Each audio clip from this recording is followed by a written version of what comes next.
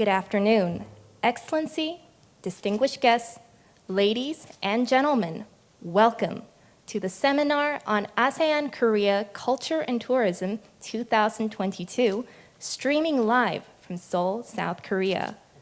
My name is Jae-young Sun, and it is an honor to be the MC for today's meaningful event, during which we will explore ways of building a strong, resilient, and sustainable tourism through digitalization.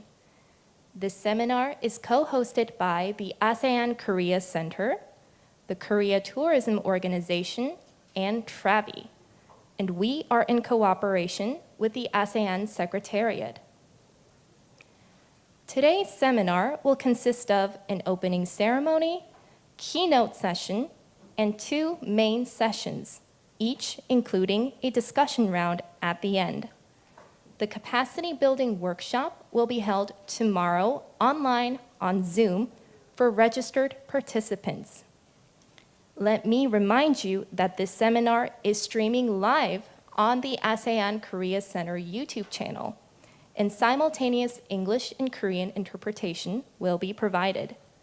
Once again, I would like to express my sincere appreciation for our speakers and all the on and offline participants who are with us this afternoon.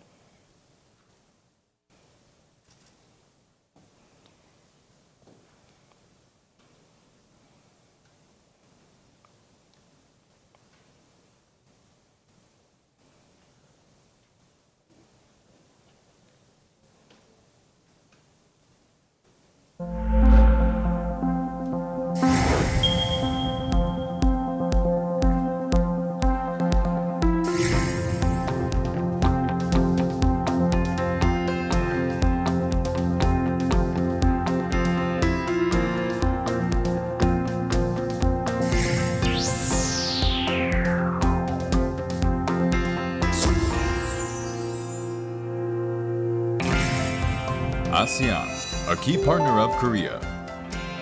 With its strategic location and a rapidly growing economy, ASEAN today has become one of the most sought-after partners in the world.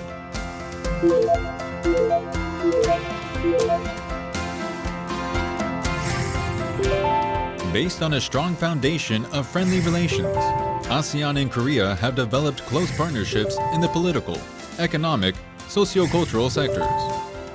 Now the 2 regions are working together to build a community of peace and prosperity centered on its peoples.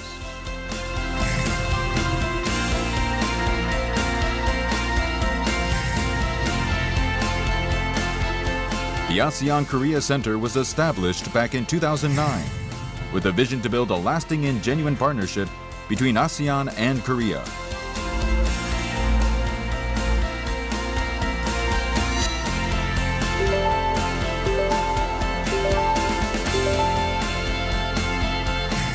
The center contributes to promoting shared prosperity between ASEAN and Korea by expanding trade and investment by facilitating cooperation in future industries. We aim to strengthen sustainable and future-oriented cooperation in culture and tourism and promote mutual understanding and respect by expanding 2-way cultural exchanges between ASEAN and Korea.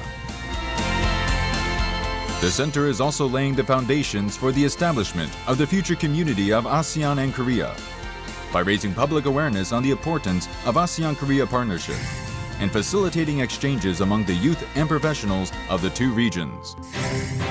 Based on trust and mutually beneficial partnership, ASEAN-Korea relations have made remarkable progress over the past 30 years.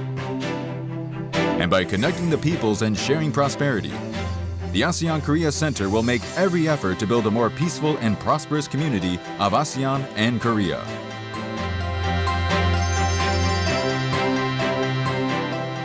If I may, I can encapsulate what the center is doing in one word. It's connecting. We connect people, we connect companies, and we connect countries between ASEAN and Korea in trade and investment, culture and tourism, and people-to-people exchanges. As ASEAN and Korea march together toward the future, the center will continue to strengthen our partnership in a more sustainable, future-oriented, and mutually beneficial way.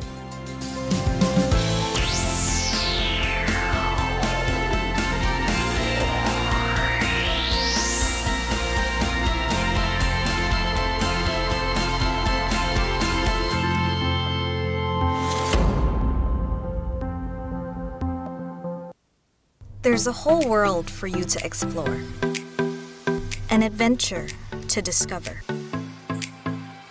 Come and discover what you have been dreaming about. Welcome to Southeast Asia. 10 unique countries in one single region, bringing you not only the holiday of your dreams,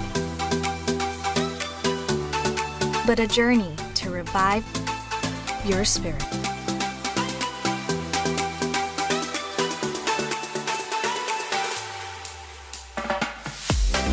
Challenge your taste buds and enjoy some of the most exotic and diverse cuisines in the world. Lose yourself on a journey of epic discovery. Experience a vibrant world full of rich diversity.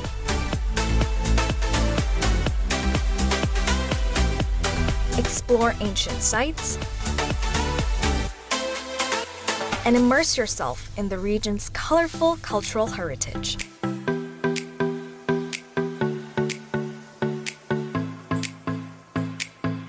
Broaden your perspective, or simply take that long overdue break and soak up the tranquil surroundings.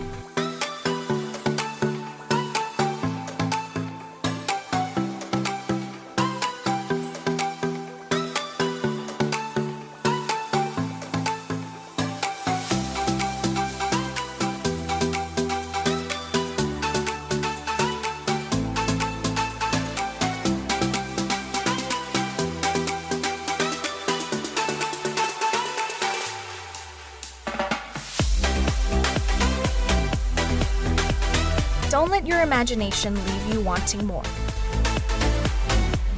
Come visit Southeast Asia.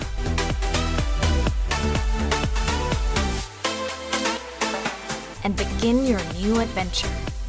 Your dream destination awaits you.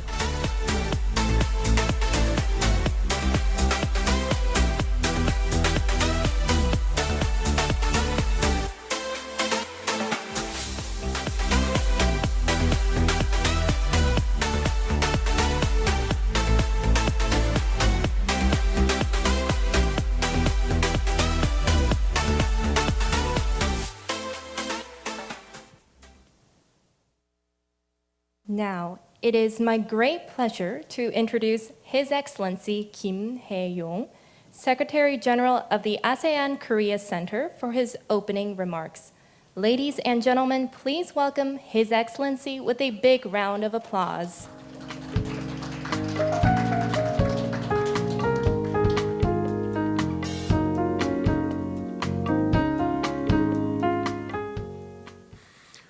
Good afternoon. 안녕하십니까? Mr. Young-bae, CEO of Korea Tourism Organization, and Mr. Sergio Guerreiro, Chairman of the OECD Tourism Committee. Distinguished speakers of ASEAN and Korea, ladies and gentlemen, and online viewers. Please allow me to first extend my warmest welcome to all of you for attending today's seminar on ASEAN Korea Culture and Tourism 2022 on the theme of building a strong, resilient, and sustainable tourism through digitalization. I'd like to express my sincere gratitude to our co-organizers, to the Korea Tourism Organization and Travie for their dedication and commitment to successfully holding today's event. I also want to thank the esteemed speakers for their fullest support and participation. COVID-19 has made an unprecedented impact on not only the world, but also the travel industry. While the past 2 years of pandemic have involved much hardship, lessons were learned, and the global community has sought ways to adapt and pave the road for recovery. According to UNWTO, international tourist arrivals around the world have more than doubled in January 2022 as compared to 2021. 58% of UNWTO's panel of experts already expect a rebound of global tourism within the third quarter of the year. With the global tide in its favor, ASEAN is taking the initiative to reopen borders and revitalize tourism in the region. Most member states have opened their doors to vaccinated visitors. Considering that ASEAN and Korea had 12 million people visiting each other in 2019, a gradual reopening of the region is a welcoming signal for Korean tourists planning ahead.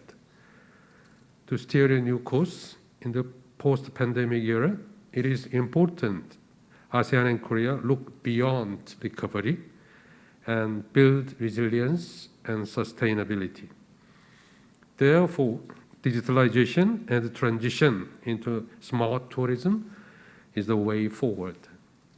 Through key initiatives such as the 2020 Declaration on Digital Tourism and the Phnom Penh Declaration of 2021, ASEAN has already recognized and stressed the importance of digitalization in establishing a more sustainable, inclusive, and resilient tourism in the region. Digital technology will serve as a key component for all stakeholders, ranging from tourism practitioners to visitors of ASEAN.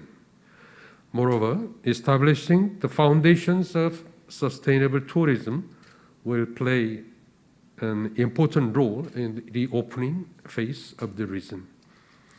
Therefore, in line with ASEAN's vision and the broader global trend, the ASEAN-Korean Center has adopted smart tourism as the overarching theme for 3 years.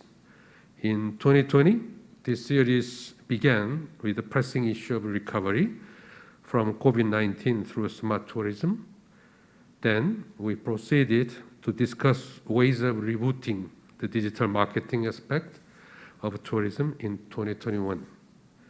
This year, we marked the final chapter of the series by focusing on resilience.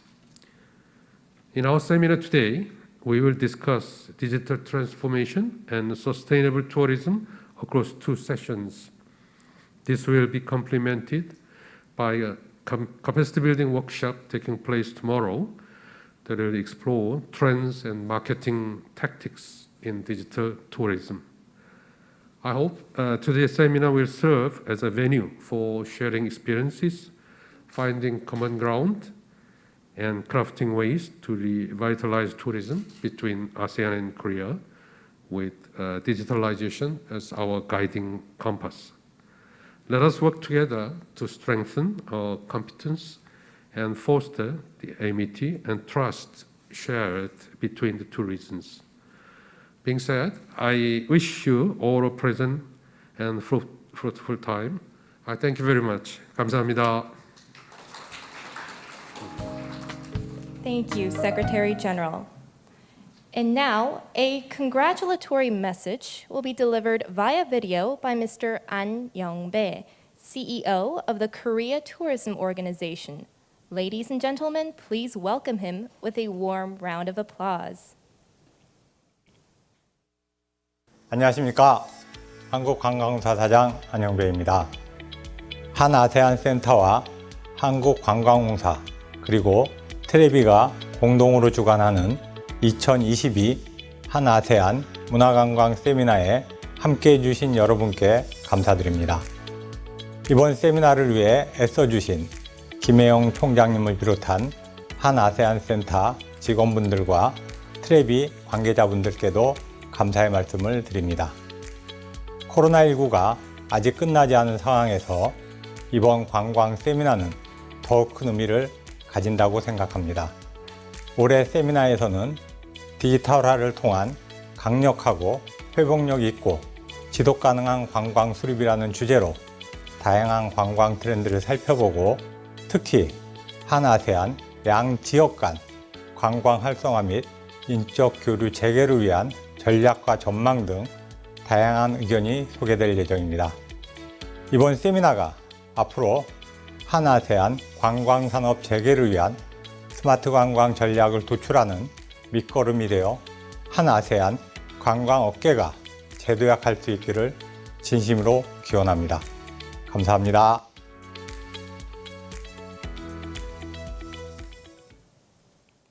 Thank you, Mr. An. We will now proceed to the keynote speech delivered by Mr. Sergio Guerreiro, Chairman of the OECD Tourism Committee.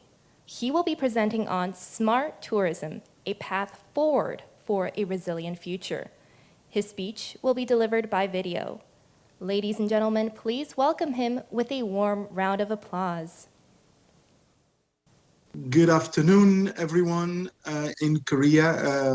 My name is Sergio Guerreiro. I'm the chairman of the OECD Tourism Committee, and thank you, first of all, for inviting us to participate in this seminar. Believe me that I would love to be in Korea today to address you in person. I was actually in Korea in last November for the global forum that we organized in Seoul. It would be a great pleasure.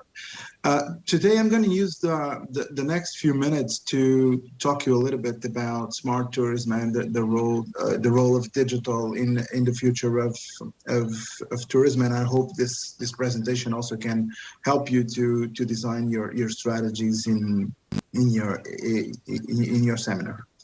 Well, first of all, a little bit on the OECD Tourism Committee approach to the tourism sector, and we believe in a work with three big pillars of our integrated approach to tourism. First of all, one of the, I would say, USPs of the OECD, which is measuring and comparing. And here we're talking about tourism trends, also policies and performance from countries, and typically, traditionally talking about statistics and indicators.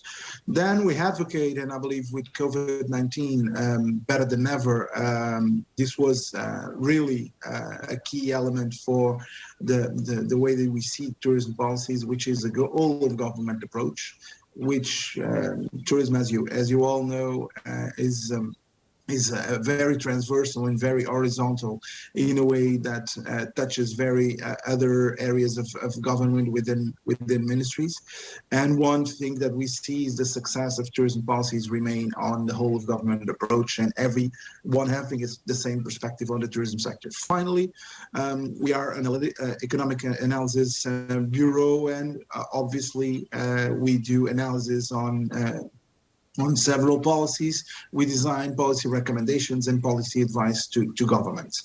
In terms of our 2021-2022 priorities, we have elected three areas, so connected with the approach that we designed. First of all is trends and data, and we have our flagship publication, OECD Tourism Trends and Policies, and a tourism database together, where we gather all the review of tourism policies in the OECD world and plus other participants countries. We have at the same time we plan to launch this flagship publication in October, where we can actually learn from what are the latest trends in the tourism industry worldwide. The second pillar is in recovery and resilience, and the industry, as you all know, is getting out of one of the strongest crises ever. With a significant loss of tourism demand worldwide. So our focus obviously is can we support governments in promoting this recovery. The last but not the least, and I would say also the good news personally that I would like to address, is the green transition remains on the agenda despite the huge crisis that we've lived. Talking a little bit and jumping a little bit into digital, what we've seen, and I think we've seen this worldwide, the pandemic has accelerated several trends, and one of the trends that was definitely accelerated was the digital one. And here, I would say we saw in, I would say, every economic activity and in any segment of the tourism sector, an increased demand for contactless services, for online purchasing, for online payments, for visitor tracking and management processes. So this was, I would say, one very important area, especially due to security and safety. The second point is there was a huge adoption of new digital practices by SMEs, especially, and SMEs are 98% of our sector worldwide. And at the same time, also destinations follow the path in terms of intensifying transformation processes. And here, what we've seen, and I'll share with you a few cases in a minute, we've seen I would say almost all governments worldwide in the OECD world investing significantly in different types of approaches to accelerate the digital agenda in our sector. The digital agenda was something that we've been talking in the committee for some years, but actually it took COVID to put that in the agenda, not only of governments, but especially in terms of adoption by companies. And this brings a topic of building capacity and skills, and several countries worked on that. We've picked Greece as one good example in this area, but other ones did the same. The second one, digital, requires investment from companies, and we have several cases of dedicated lines of credit or investment funds to support SMEs within this process, and we've selected Chile. And at the same time, using, I would say, the role here of a whole of government approach with the use of digital tools and solutions in the customer journey of the tourists. And here, the example of Singapore and contactless immigration at the airport is one excellent case. Also, within this huge crisis, the G20 released guidelines for the future of tourism, electing several areas where governments will need to act in the future, from safe mobility to resilience to crisis management to green transformation or inclusiveness to investment as key areas of work of governments for the future, actually to prepare ourselves for future crises. And this was one crisis that we were not ready for dealing with it. And digital transition is clearly one of the most important pillars of these guidelines. Especially why? Because the revolution of technology that we've seen and we are seeing every day, and what lies ahead, it's very important, and we need to make sure that both governments and industries take all the benefits from digital opportunities and actually start their roadmap.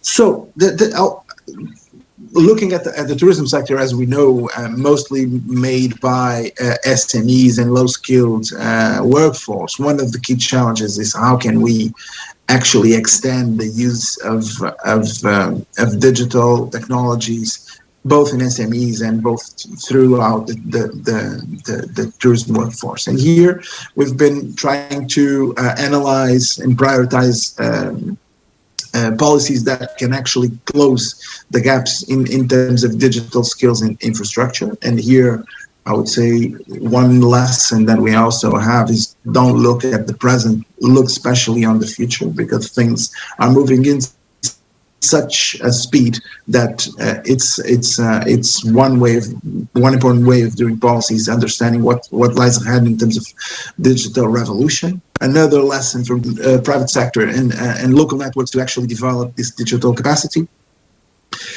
And then invest in one area that I've been working in the last 5 years in Portugal, which is encourage the transformation of new business models and ecosystem innovation. So putting all the young entrepreneurs working with the traditional sector in order to transform the business models of the companies.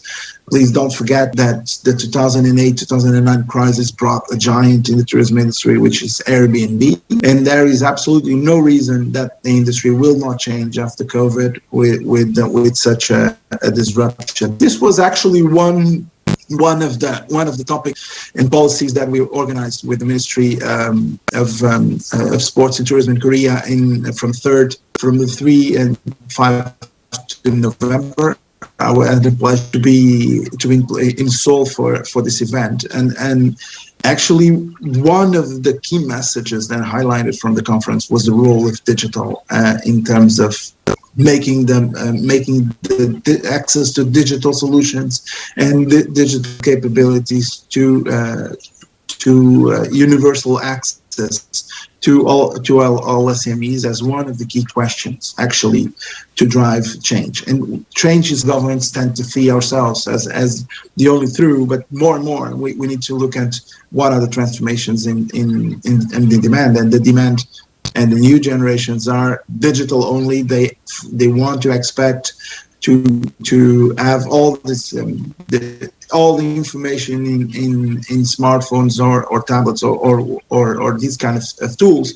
So I think it's the time. This is the perfect time to accelerate this transition to digital and actually to push forward in terms of the work that we do, and think about a lot in the transformation of actually the tourism workforce to be ready for this huge shift that we're gonna have in the last times. A little bit of a nutshell, and I'll give you references in the end where we can find detailed information of this. What we've done when talking about and discussing and sharing ideas about the recovery plans. Several countries, and I've selected 7 of them, but I could have selected more and more cases, and sorry for the ones that were not selected. We had examples that picked from Portugal, where advising companies, and especially advising SMEs, to how to benefit from investment opportunities that are ahead in terms of types of projects that they would have to deliver. It's one case. The Smart Destinations Network in Spain that actually put it public sector and private sector and adopting digital technologies is another case study. Also, the funding of digital, the Chile example that I've mentioned as one very important one to foster competitiveness in the country. The Greek example of training, for example, in Portugal, we did more or less the same process in terms of digital skills, and we've trained more than 80,000 people within 1 year. Then innovation and digital capacity are 2 very important areas. And here, example from Lithuania with the e-business tool to support the development of new services, or financial subsidies to build digital capacity in Germany. And the example that I've said in the Changi Airport in Singapore for contact solutions. And one thing that we also believe, and one very important aspect that I will always say, both to companies and governments. This was not only because of COVID. COVID accelerated change, and we will have these transformations incorporated in the future of our policies in the country. Now, let me talk you in a few minutes on the work that we did, especially on preparing the workforce for the digital future. This was a high demanded topic from our members, and we undertook two studies. I'm going we've developed a comprehensive activity on this topic, and then we developed a specific case study on this with the support of Portugal. And by policy considerations, one I would like to share with you, first of all, the need for now transforming completely the skills and the labor force capabilities in terms of digital. Doing this, changing effectively right now, but at the same time, always to an exercise of foresighting what are the future needs to transformation, because that allow one sector that sometimes is not that speedy as we wanted, which is the education area, but is one area critical for actually transforming the skills in this area. And believe me, this is an area of deep competition between the tourism sector and other sectors. And this was perfectly clear during COVID-19, where other sectors start competing with us for the same market. The second point, this is not, and sometimes a very sensitive issue to deal with. the digital transformation is not about only the workers, especially, and I'm a true believer of that. That should start in management, and sometimes leaders of the organizations, leaders of big and small companies, don't feel the need of changing their business models. Don't need to the feeling of moving into digital, but they are a very important part of the problem, because they decide the future of the companies in ultimate place. So they will have to be prepared also for joining this journey and be adaptive in terms of their strategies and their training. Third pillar, better integrate tourism digitalization into all of government supports. And that's one very important thing, because what we see and what we also saw from several cases that we analyzed, sometimes these different kind of policies rely on different kind of ministries, and alignment is needed. Otherwise, we will lose the potential of working on this. Fourth pillar of work: invest in training and access for digital to SMEs. SMEs are critical for shaping this, and also I would say a dedicated approach to at-risk workers. And we've designed this project before COVID, and was, I would say, the most impactful in terms of the work that we've done. A little bit on the case of Portugal, we undertook a case study because we were right precisely in the moment of defining our digital capacity plan. And what we have understood from the past was digitalization in Portugal was highly polarized. We had the big companies and the big corporations with very good digital development. Most of the SMEs don't even add a website, just to give you an example of non-digital at all point. The second thing is we felt that despite some investment that we've been doing in recent years, there were skill gaps also to develop in the point, and this became critical because with COVID-19, the acceleration process was dramatic in our country. And I worked with innovation for 5 years, and I've never seen nothing like this in terms of work and in terms of adoption of new technologies. Finally, we needed to build digital capacity and a governance model that could help us actually to guide all the providers of training within this field. And actually, we work in this avenue with, I would say, three main problems, three main objectives. First of all, develop knowledge. Digital is a very common word, but a very complex term to explore. And basically what we've dig into this and understand what are the digital skills actually that people will need. Second one is, how can we actually incentive this transformation process? Through support models, through investment funding, through online training, whatever. And the last but not the least is, how can we make the tourism sector more attractive to future workers? This is a topic that we're going to stay for here, and we're going to stay forever. And here, the whole of government approach that we defined in the OECD was really one of, I would say, the most important takeaways of this, because typically education was not focused on digital, and at the same time the training system was, I would say, highly complex with 4 ministries digging into it.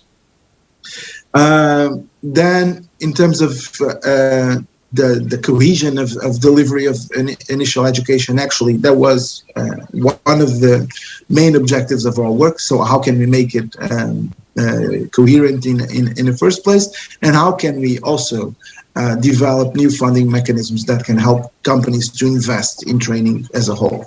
And here are a few recommendations. The first one is related to integrate our action plan for the digital transition in Portugal and the tourism strategy into our work.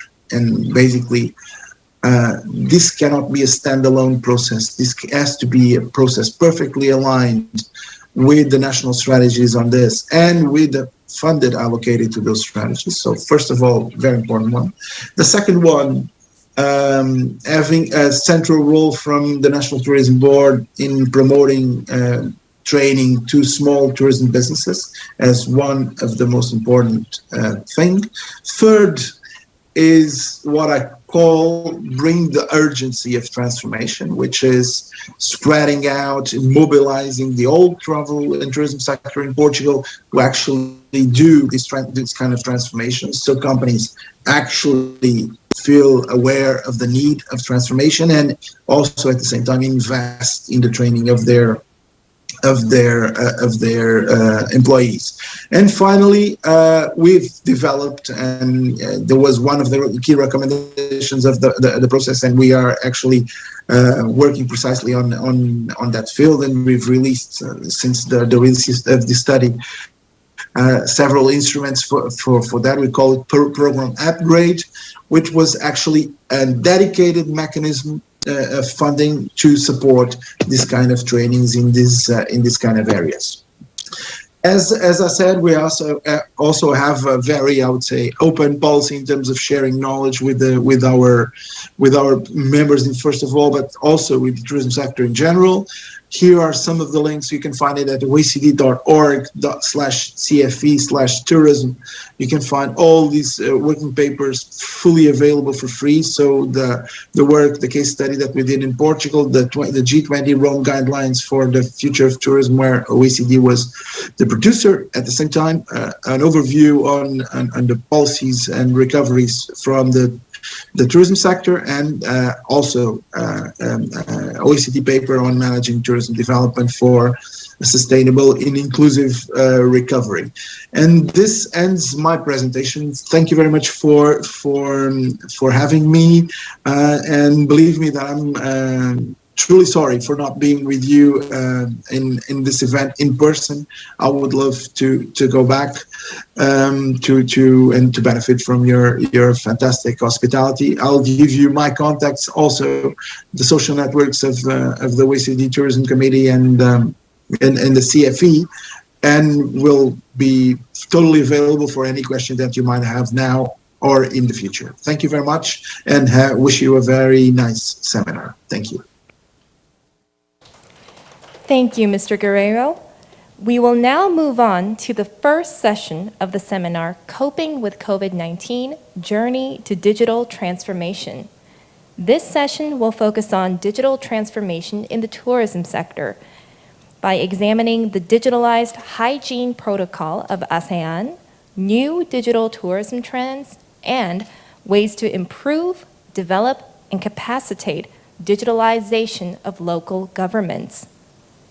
Our first speaker is Ms. Carla Budiarto, Senior Tourism Officer of the ASEAN Secretariat, who is joining us via Zoom. She will present on the ASEAN Hygiene Standard, preparing for the with COVID era. Ladies and gentlemen, please welcome her with a warm round of applause.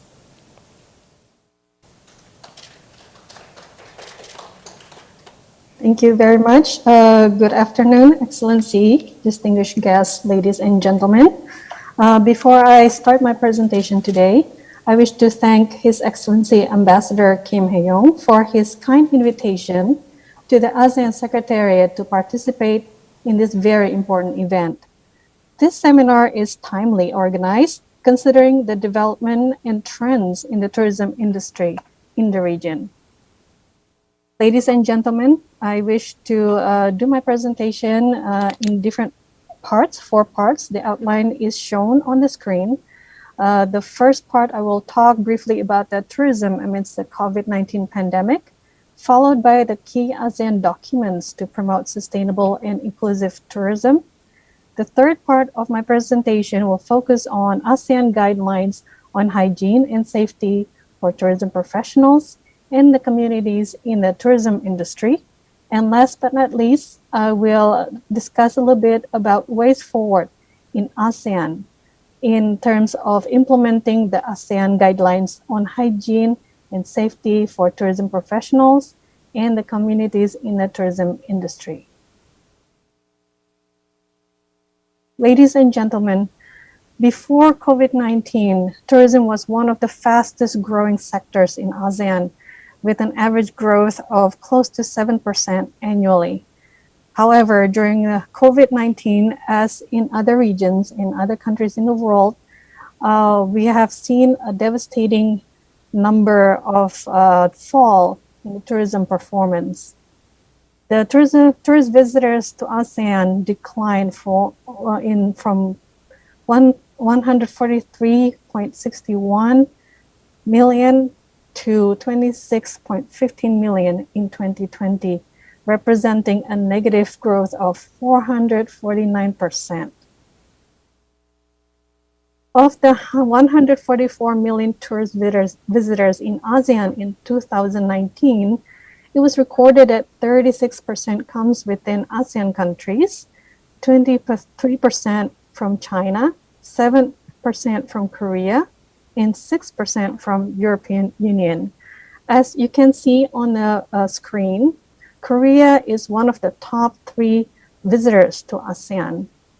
So it is a very important market for ASEAN countries. During the COVID pandemic, of course, the ASEAN government quickly introduced a lot of regulations, policies, and of course, the introduction of travel restrictions. This sudden interruption of travel, fueled by the fear of infection, put tourist arrivals in free fall. The abrupt fall in tourist arrivals and resulting demand plunge in the sector due to COVID-19 has caused millions of job losses. And it wiped out many firms, especially micro, small, and medium-sized enterprises that have catered to tourists or in related industries. There are some key ASEAN documents that have been prepared and developed in the last few years to promote sustainable and inclusive tourism. The first document is the ASEAN Tourism Strategic Plan 2016-2025. This is basically our roadmap to implement all activities and projects that will support the ASEAN tourism in the region to achieve the leader's vision by 2025. And the ministers also have issued immediately following the outbreak of the pandemic in 2020 a statement on strengthening cooperation to revitalize ASEAN tourism. Soon after, we developed ASEAN Comprehensive Recovery Framework and its implementation plan also in 2020. And in terms of the tourism sector, the ministers issued an ASEAN Declaration on Digital Tourism, highlighting a more sustainable and inclusive tourism. In last year, in 2020, the ASEAN tourism ministers issued a Phnom Penh Declaration on a more sustainable, inclusive, and resilient ASEAN tourism. And last but not least, the ASEAN tourism ministers have also endorsed a post-COVID-19 recovery plan for ASEAN tourism. This is basically our ASEAN tourism recovery journey, beginning from the COVID-19 outbreak in late 2019. You can see on the screen the responses by the ASEAN tourism sector. And we have actually issued and implemented a number of key activities.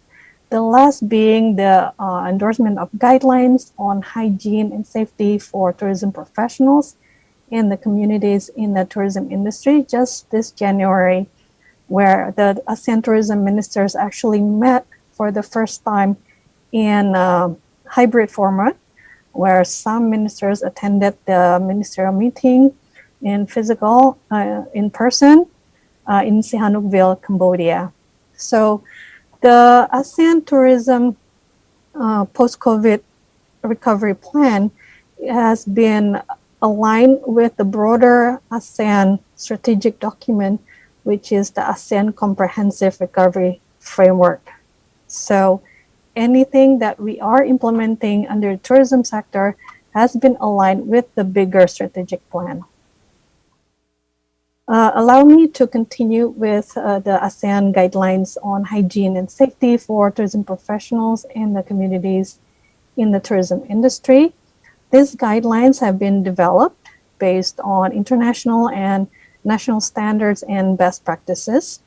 And the guidelines, along with the ASEAN Safe Travel Stamps, will assure travelers of hygiene and safety standards to raise the competitiveness and attractiveness of Southeast Asia.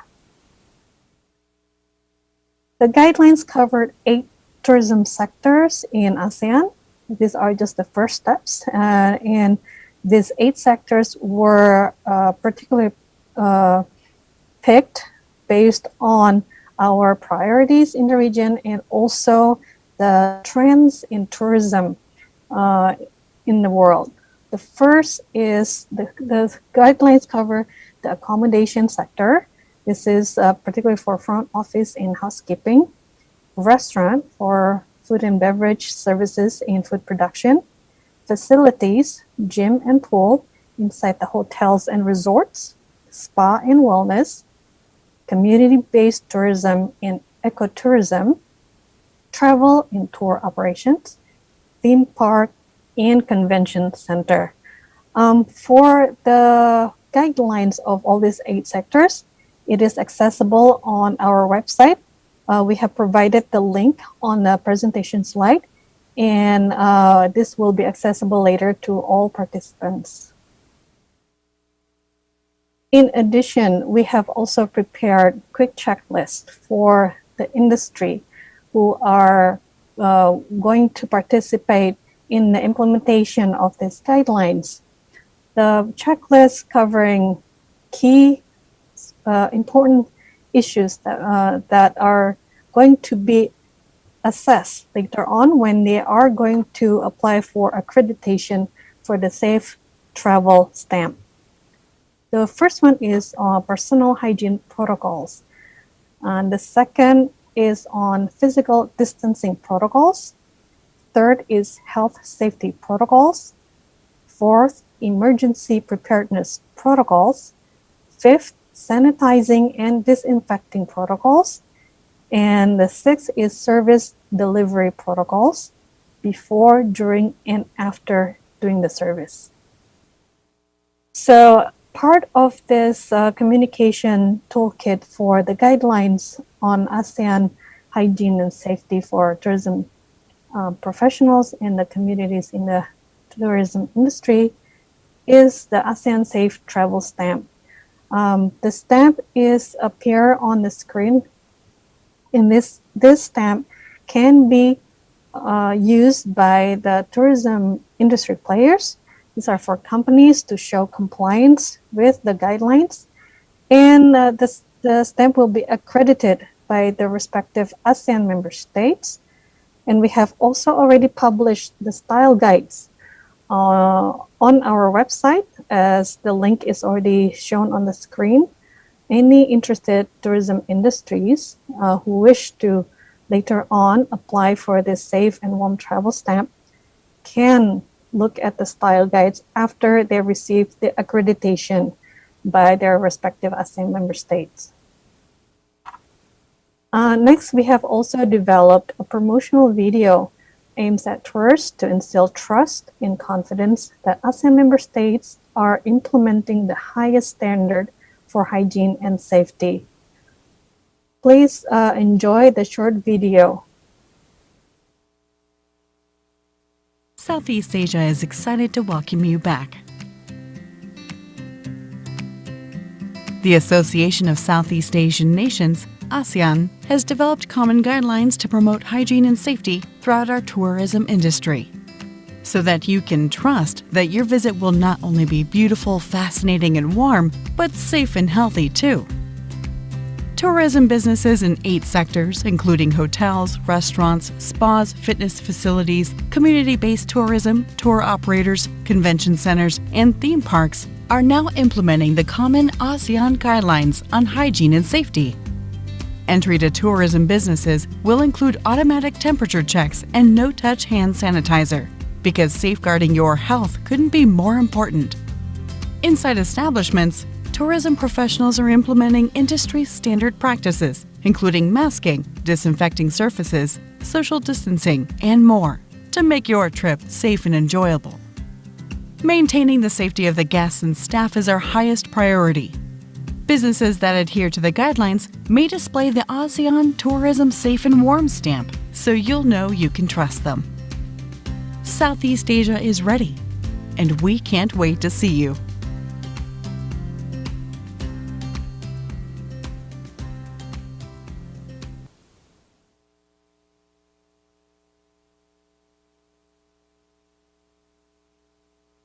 In addition to creating or developing the promotional video, we also have prepared some educational or tutorial videos for businesses in the tourism sector in ASEAN to implement the guidelines to be certified and accredited with the Safe Travel stamp to raise the competitiveness and attractiveness of Southeast Asia as a preferred tourism destination.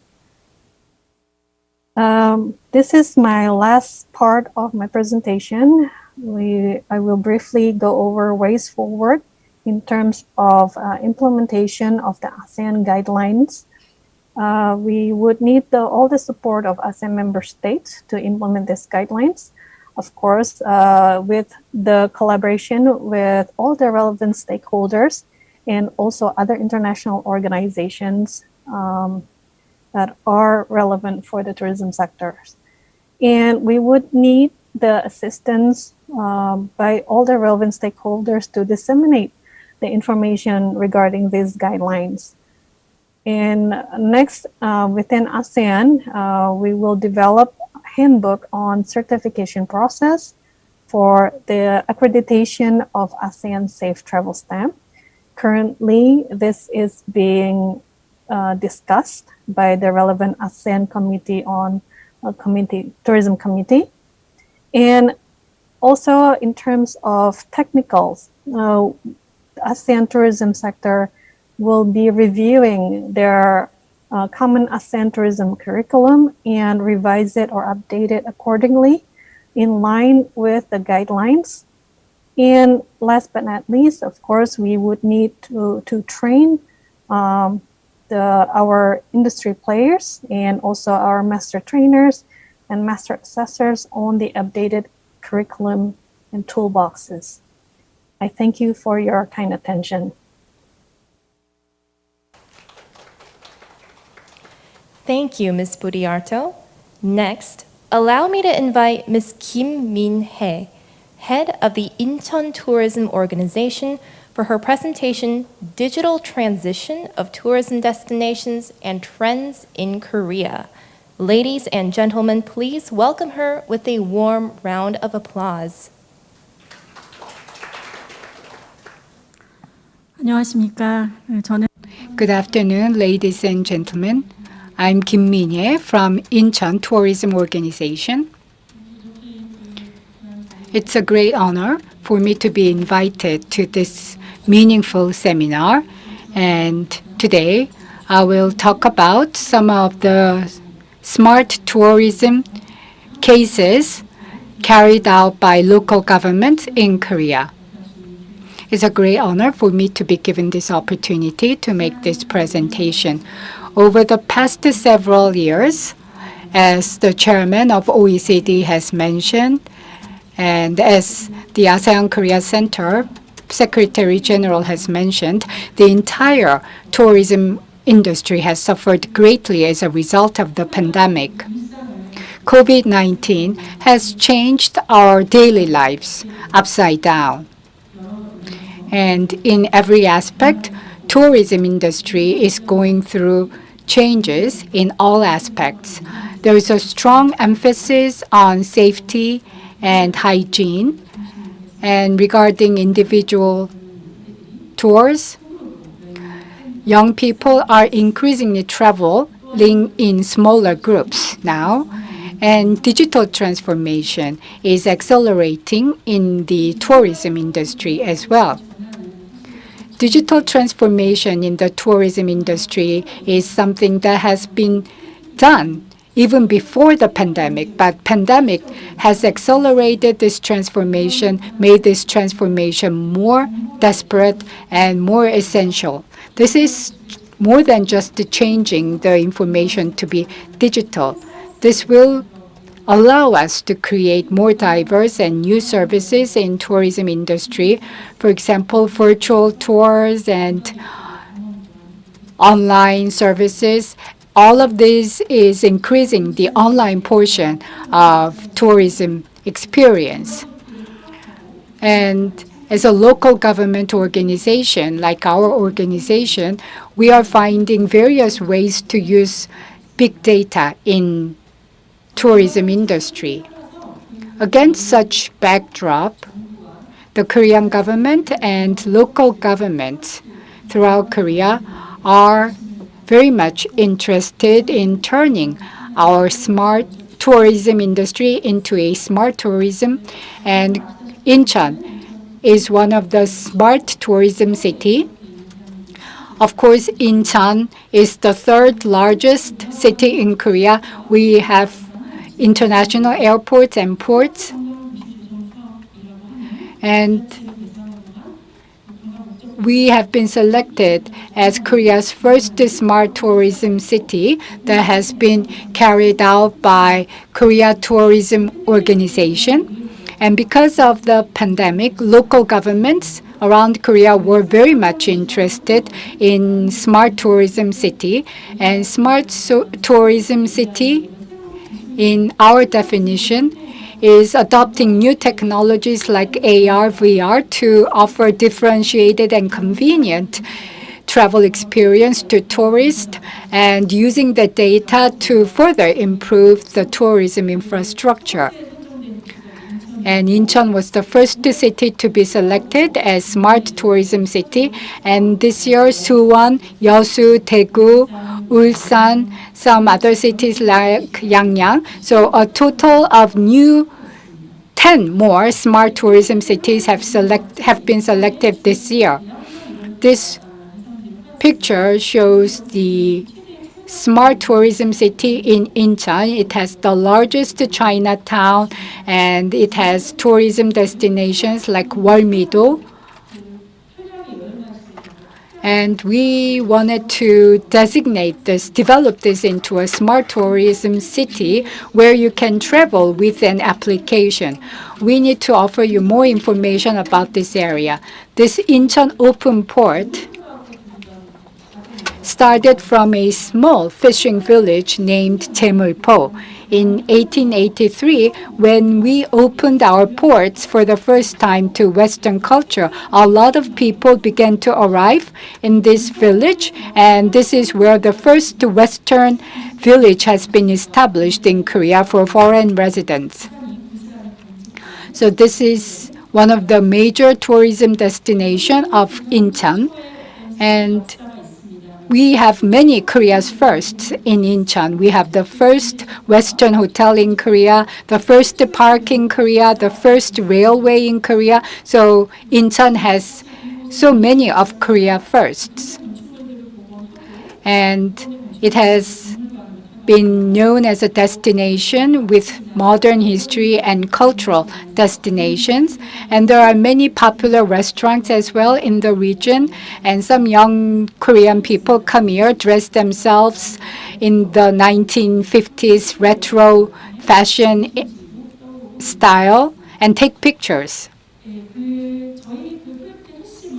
The key of our project is to raise awareness of this area to the general public and make this more attractive tourism destination, and leveraging smart technologies to utilize and promote the tourism resources of this open port area, make this area more accessible, and make the most of the tourism attractions and resources in this area to provide more enriched tourism experience to the tourists.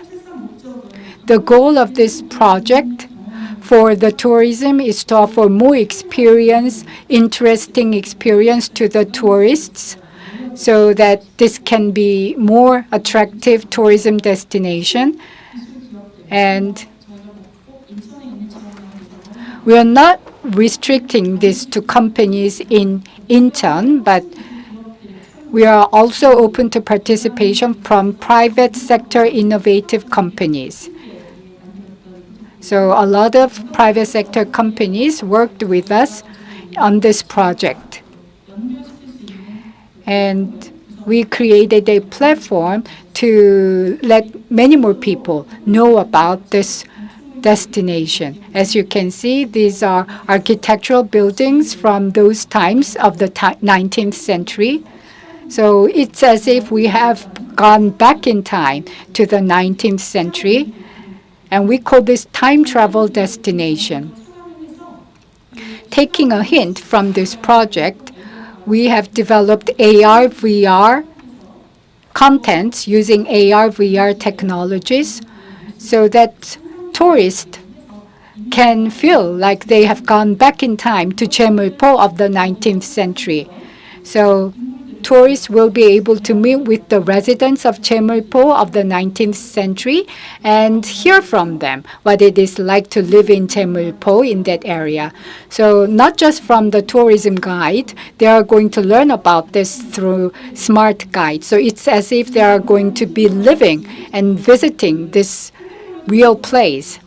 Through smartphones, they will be able to navigate through the 3D map of this open port area.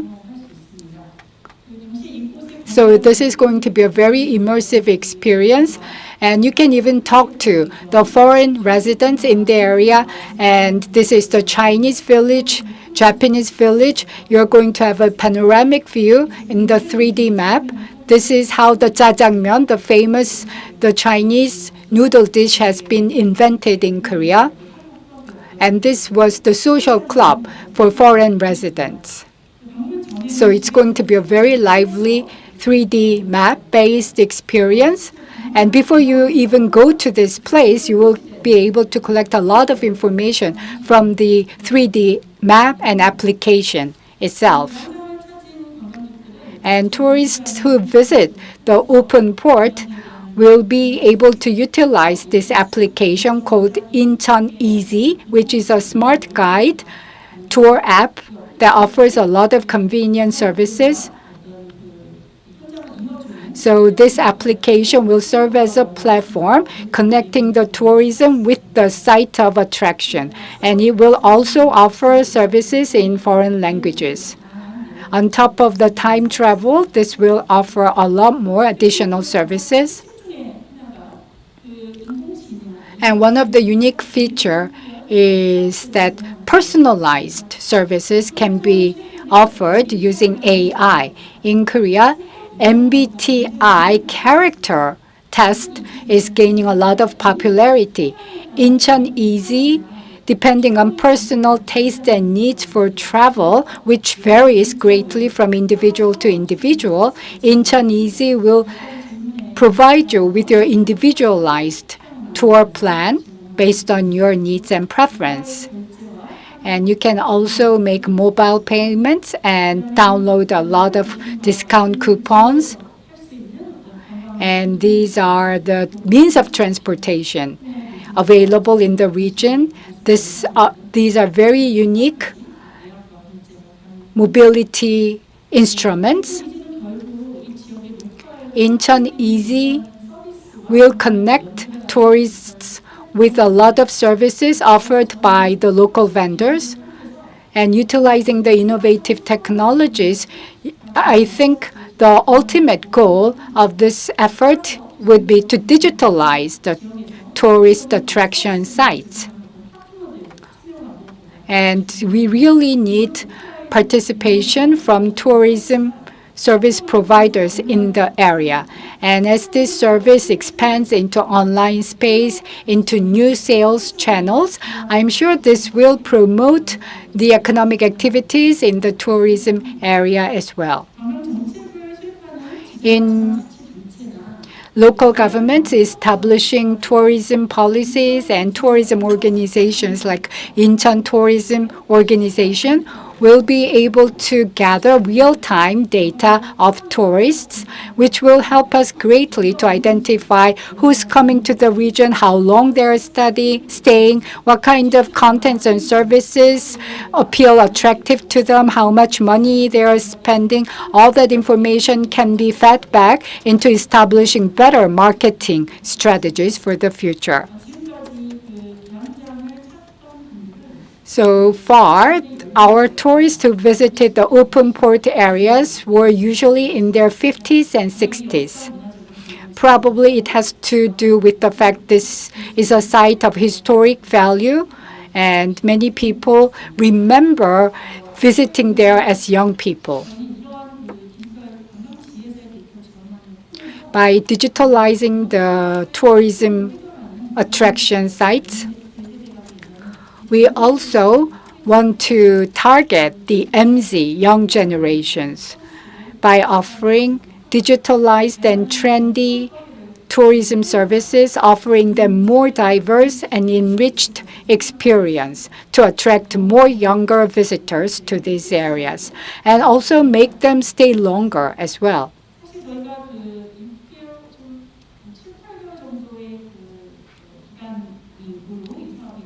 And this project was carried out for 6 to 7 months. And we are trying to roll this project out. And based on the data report that was released at the end of last year, actually younger people in 30s and 40s, more of these people are visiting this site as a result of this project. So we are probably tapping into the tourism resources, so in a way that can appeal to younger people and families as well. As for this data, we are going to share that with the local residents as well as the tourism-related companies and service providers. Starting with Incheon, until 2025, the Korean government will create 25 more smart tourism cities around Korea. And at the end of this year, Incheon will also expand this project into many more tourism regions in Incheon. And we are going to offer more services that people can use. They can get audio guide walking around the tourism sites, and they can also get navigation guides about how to travel.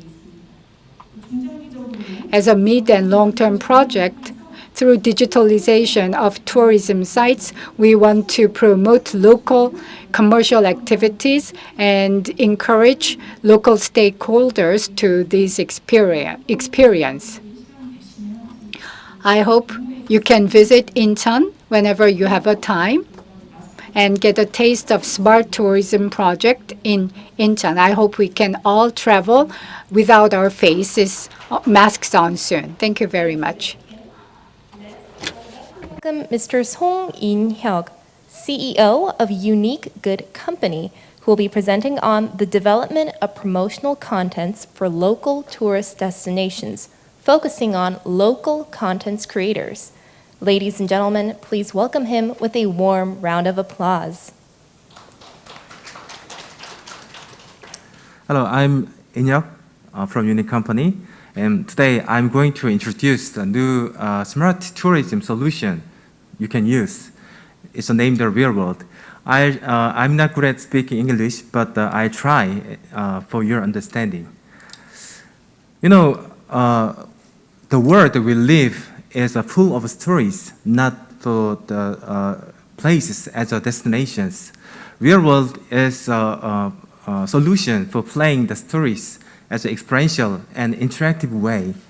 There's 1,000 interactive contents, mobile and outdoor contents around 200 areas in Korea, and as well as over 220 contents in over 220 countries as well. And you can choose one of the adventures through the real world. If you choose the real world contents, you can be part of the stories as being like a superhero in the movie, such as Da Vinci Code or Mission Impossible or Treasure Hunt. Moreover, real world supports recent immersive technology such as augmented reality and GPS, haptic, motion detection, chatbot, and so on. This gives you a great immersive way of experience. That's why real world growing fast in Korea is become the main trend for the younger generations. We're targeting global activities market. As you know, the global activities market was really huge, but almost stopped because it turns out it's not safe, it's not sustainable. But you know, global hunger for finding unique experience higher more than ever. They're looking for adventure on the local instead of going to abroad. And they want to building a unique experience with a friend or a family they can trust. And they want to every places they live having stories, special destinations. So we thought, how about we transform tourism into like an interactive mission game? So the traditional story is a fixed way, but the stories can be different on your choice and combine immersive technology, and it will give you a great immersive experience. So this is a real world. Real world, the core of real world is authoring platform, web-based solutions. You can access the real world studio, studio.realworld.2. Then you can make interactive tourism contents in a very easy way. You can use the PowerPoint, right? You can use the PowerPoint, right? Then that's all. You implement your stories like a PowerPoint. And for example, then if you want to combine the augmented reality, then you just drag and drop target image and overlay image, that's all. Then you can implement augmented reality on your interactive games. Very easy way. So you can create your channel, you can make your game, and you can publish your games for free or paid. Any access is possible. And as mentioned before, we support various variety of technology. So any technology you want to combine, you don't need to implement by yourself. You just use the real world studio. So through the real world, we want to make a new form of urban entertainment for travelers and locals, especially in a safe and sustainable, moreover, a scalable way. Real world does not harm or change any other of the physical objects in the place. So, yes. So you can make your own creative games in your areas for the major tourist attraction around the nations. And you can bring people, younger generations for your areas by creating the romance or dating contents. And even the airport, during the pandemic, there is no people in the airport, but we make the airport adventure games. A lot of 1,000 people come to airport. They really exciting to participate in the games. This is the power of the real world studio creating platform. You know, everyone nowadays, many of you know about the K movie and K contents. You love to watch the Netflix, such as, for example, Squid Game or some other contents. Then if you want, you love to that movie, that contents, you can make that contents into the interactive way in your place, such as a local guest house or a building or your town. So last year, we collaborated with the KTO and local universities as well as local creators. We want to boost really many people participate in creating real-world contents. So we're trying to educate themselves, not by just teaching how to use tools, but how to organize the great stories, how to make the great experience in your cities. So the participants make over the 100 local games, and a lot of people want to visit that place and they want to play the games. And moreover, we make the partnership with mobility platforms such as SoCar, one of the representative shared car platform, and we co-hosting various discount events to they come to area, enjoy the games in a very cheap and easy way. And also, we want to partnership with OTA, such as Hana Tour. We educate the employees of Hana Tour Overseas Business Division. They made over 20 contents over the 15 countries where many Koreans visit. So Southeast Asia contents nowadays, there is over 7 contents, but we hope many of the contents will be made. So younger generation really want to participate in the games, but they also want to create unique games in that places. So they make mobile games based on the local stories, or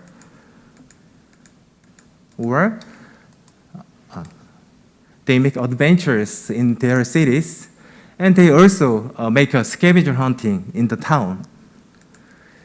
So we want to try to secure 1 million crates within 3 years. Then around the world, every places you can meet the real world interactive contents. As you know, the YouTube blossomed the personal creator market from the customer-based media market. We think after 2 or 3 years later, experience will be the same. So wherever you want to experience in your cities, you can meet the real world or you can search the real world. So we want to integrating the tourism and interactive games. So I want to, why don't you make your own adventure in your city, and let's collaborate to make tourism contest with us. Thank you. Thank you, Mr. Song. That has been our first session on coping with COVID-19, Journey of Digital Transformation. Before we move on to the discussion round, I would like to kindly inform our online viewers that you may raise questions using the YouTube live chat function. We will gladly answer your questions during our discussion. Let us proceed to the discussion round for the first session. Allow me to invite Mr. Alex Makatuno, Head of the Culture and Tourism Unit of ASEAN-Korea Center, who will be our moderator. I yield the floor to Mr. Makatuno and the discussants. Ladies and gentlemen, please welcome them with a warm round of applause. Thank you very much, Ms. Hae-yong, to our distinguished experts, colleagues, friends, and participants present today, and those who are actually online, good afternoon. I would also like to take this opportunity to acknowledge the presence of His Excellency Hae-yong, the Tourism Minister from Myanmar, who's actually online and participating to our seminar. Thank you, sir.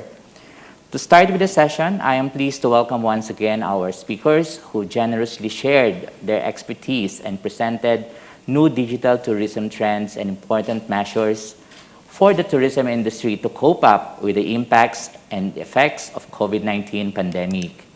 Joining us virtually, we have Ms. Carla Budiarto, the Senior Tourism Officer from Tourism Unit of the ASEAN Secretariat, Jakarta, Indonesia. And of course, beside me is Ms. Kim Min-hye, Head of Incheon Tourism Organization. And to my far left, Mr. Song In-hyuk, CEO of Unique Good Company. For the interest of time, please allow me to proceed in Q&A.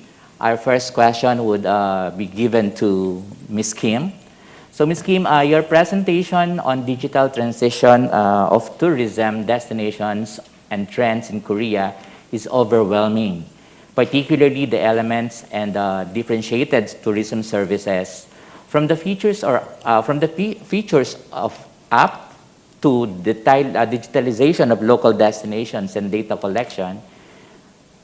To maximize the potential of these platforms, such as you discussed a while ago, the Incheon EC, considerable level of digitalization across different industries would be essential. What measures does Incheon Travel Organization plan to provide in order to prevent the polarization of digitalization opportunities across industries?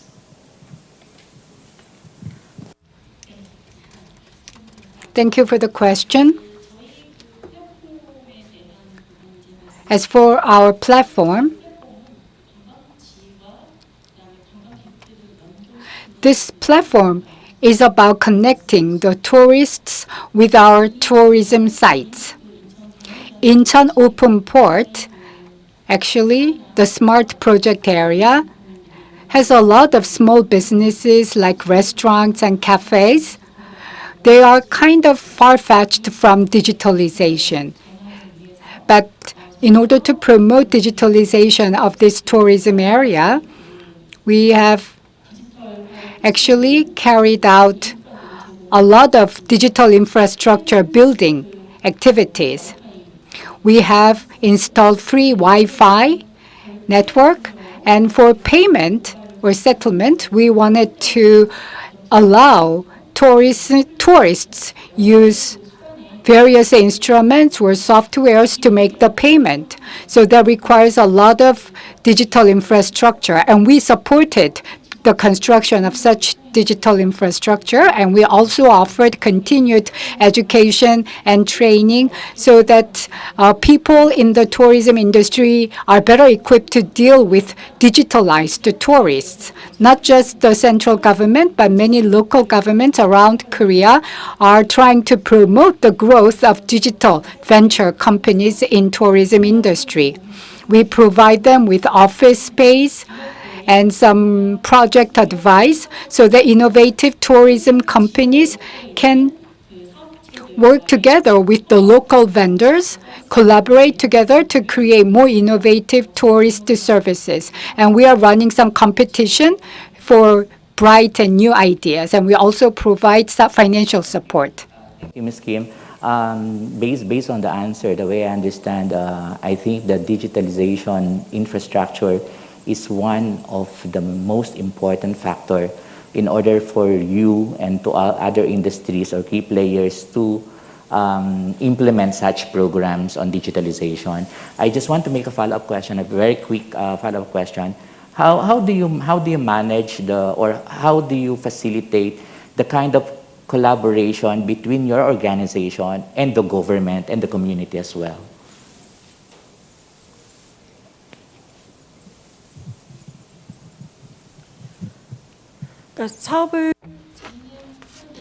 Throughout this project, I think the most important success factor is to find ways with the local government, central governments, local residents, and all the business stakeholders to work together. And we need such a governance structure.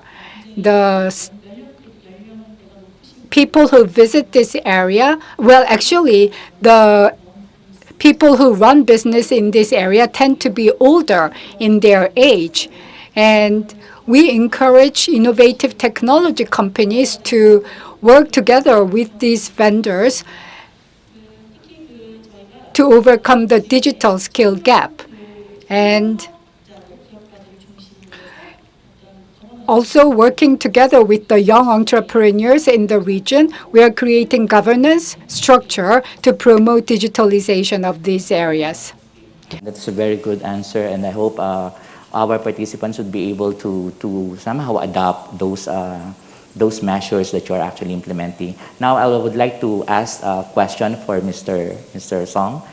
Development of promotional contents for local tourist destinations focused on local content creators is really important. And we all agree that people still want a safe, contactless, but exciting experiences in the new normal era. What aspects of the changing tourism trend came with an endemic will you prioritize integrating into your platform? Are there strategies developed to encourage the participation of vulnerable sectors, particularly the older generations? 네. Great question. Thank you. Basically, well, among the pandemic, tourism suffered the greatest hardship. However, if you look at games or watching online streaming, a lot of people are enjoying tremendously. But why do people enjoy and participate game? But why do people avoid tourism? It's because they are deeply concerned over infection.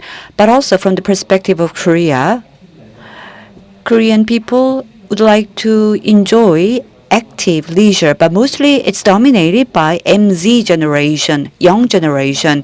They're very active in SNS, including Instagram, and the way they post their pictures are mostly very active adventures. So by watching that, more people would like to join, and people are very much used to game or adventures. So for them, experience coming from tourism or travel are not more interested in, but they'd like to rather take a photo or eat a delicious food, or in the beginning they no longer in the beginning they wanted to go those places but not anymore. But as I mentioned, the Squid Games in Netflix, why do they watch that? Because there are thousands, millions of contents uploaded in YouTube. Even though you are staying in one place, people can enjoy diverse adventures and experiences, and that is why a lot of young people gather to watch diverse contents through YouTube. So what we are doing, or what our strategies are, we're trying to stimulate young people,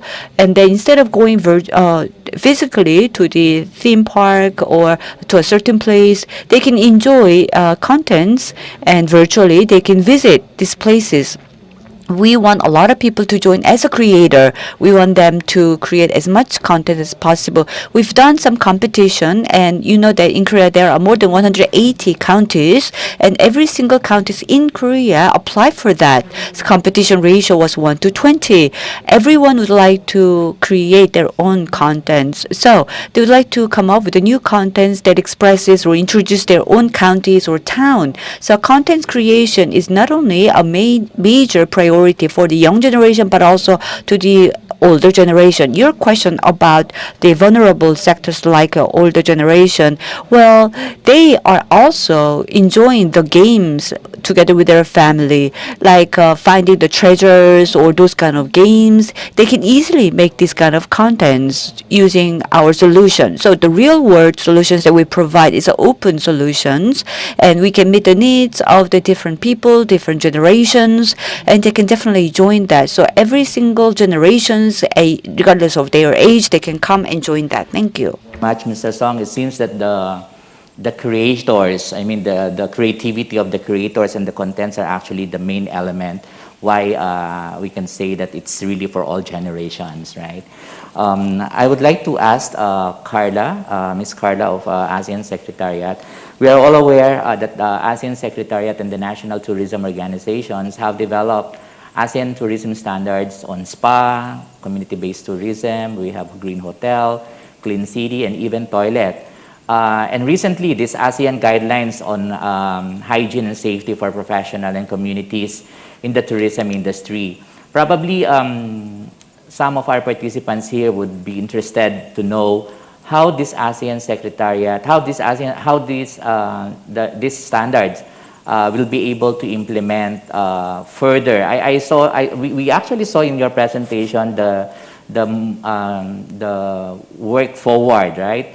But is there any other measures that you'll be able to implement to facilitate the implementation of these standards? And at the same time, do ASEAN NTOs have a matrix on how to monitor the successful implementation of such standards? Yes, thank you very much for the question. As you pointedly you rightly pointed out that in my presentation earlier, we have some steps that we will need to undertake way forward in terms of implementing the guidelines on ASEAN on hygiene and safety.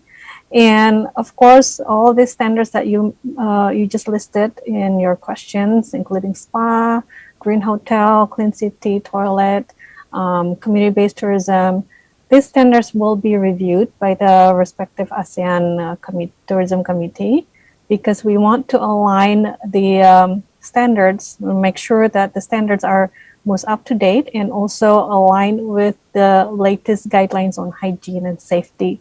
This is very important because we want everybody on the same page, and we want to ensure that not only the tourists, but also the workers, the tourism professionals who are in the sectors are protected and safe.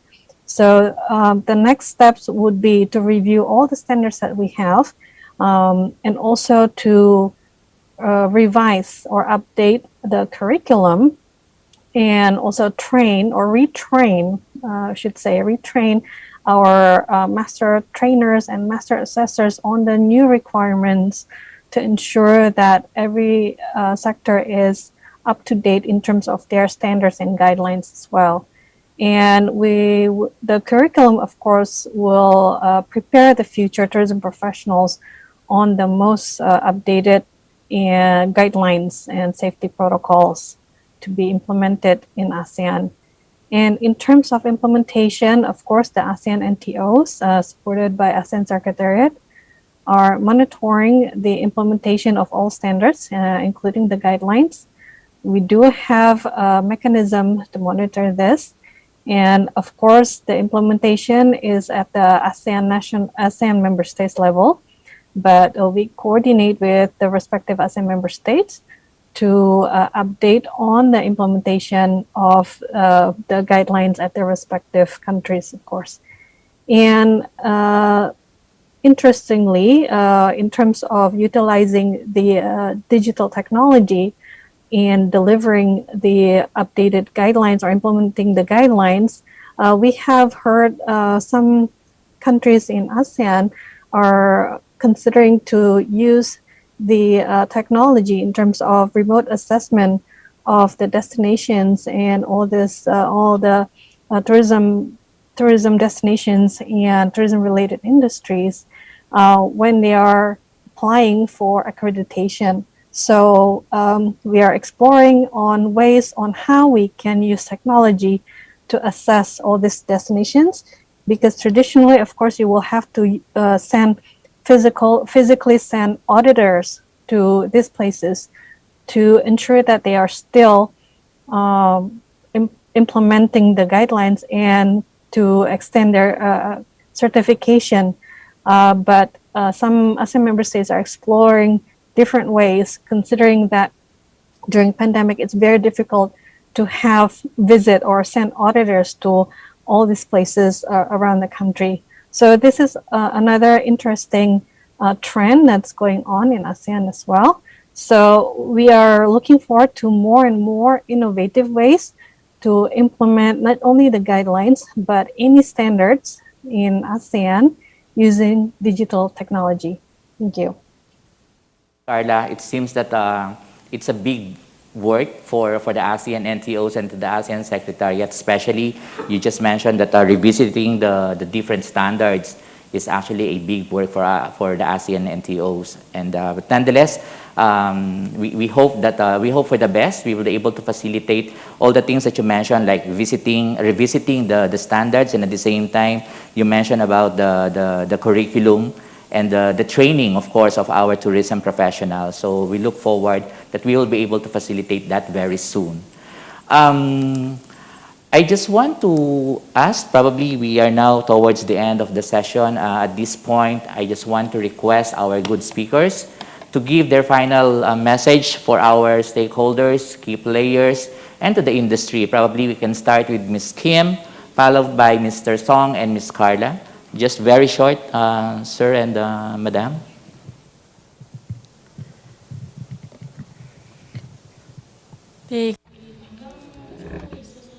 regarding the tourism industry, digital transition is going to be a sustainable effort by the private sector and all the stakeholders in the industry, and the government and local governments should help these companies to apply these technologies in tourism sites to develop innovative services. So we should be paving the way for starting point, and we should provide the test bed opportunities. And Mr. Song from Unique Good Company has actually created an interesting story and interesting game in our city. In tourism industry, there are many companies who are developing interesting services, and we need to find the best way to grow and coordinate with these companies. I think that would be the most critical point of our project. So we are going to continue to find ways to better work with these companies. Thank you. 이제 그야말로 분노의 I guess now we just embark on a journey of explosive rage. Because you know that 100,000 won hotel accommodations, the price has been exploded and the price skyrocketed to 1 million. And instead of traveling within Korea, they would like to visit abroad, foreign destinations. And I'm sure that a lot of Korean tourists will visit ASEAN countries. And I hope to explore more adventurous stories in ASEAN countries. Definitely. Here, I'd like to find partners, organizations with whom we can come up with a better content. And let's communicate so that we can create a better content so that probably we can come up with a great outbound contents. Thank you. Carla? Yes, I'm actually very encouraged by today's seminar that there are a lot of innovative inventions out there. And Korea is one of the countries in the world that are implementing a lot of very interesting technologies in terms of transforming the tourism sector. So I hope that ASEAN and Korea can further collaborate on building a more resilient and transforming our tourism sector to be more sustainable in the future. And I think the fact that the pandemic has enabled us to collaborate, there's no more border for us to collaborate. We can always do it online, if not offline anymore. So I encourage that we take this opportunity and to develop the tourism sector together. Thank you. Thank you very much. You heard them, ladies and gentlemen. 네, 감사합니다. 이것으로 이번 세션을 Adopt new digital tourism trends and share the knowledge to capacitate those who are in need. Again, my name is Alex, and see you later at session 2 to discuss the sustainable efforts to build a more resilient future for tourism. Thank you very much. Thank you all for a fruitful discussion and the insightful comments. This concludes session 1 of our seminar. Before we move on to the second session, we will have a 10-minute coffee break. We will be playing promotional videos of the Korea Tourism Organization and Travie. Please enjoy, and we'll see you in a bit.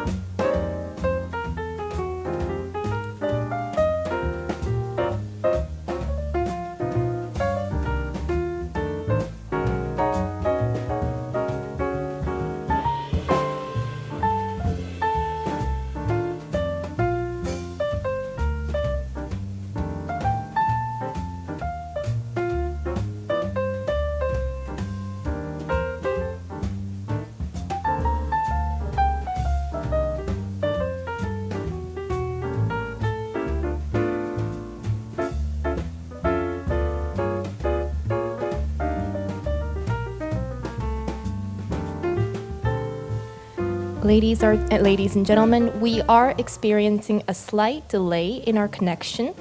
We kindly ask for your patience while we solve this matter. We will be beginning shortly. Thank you.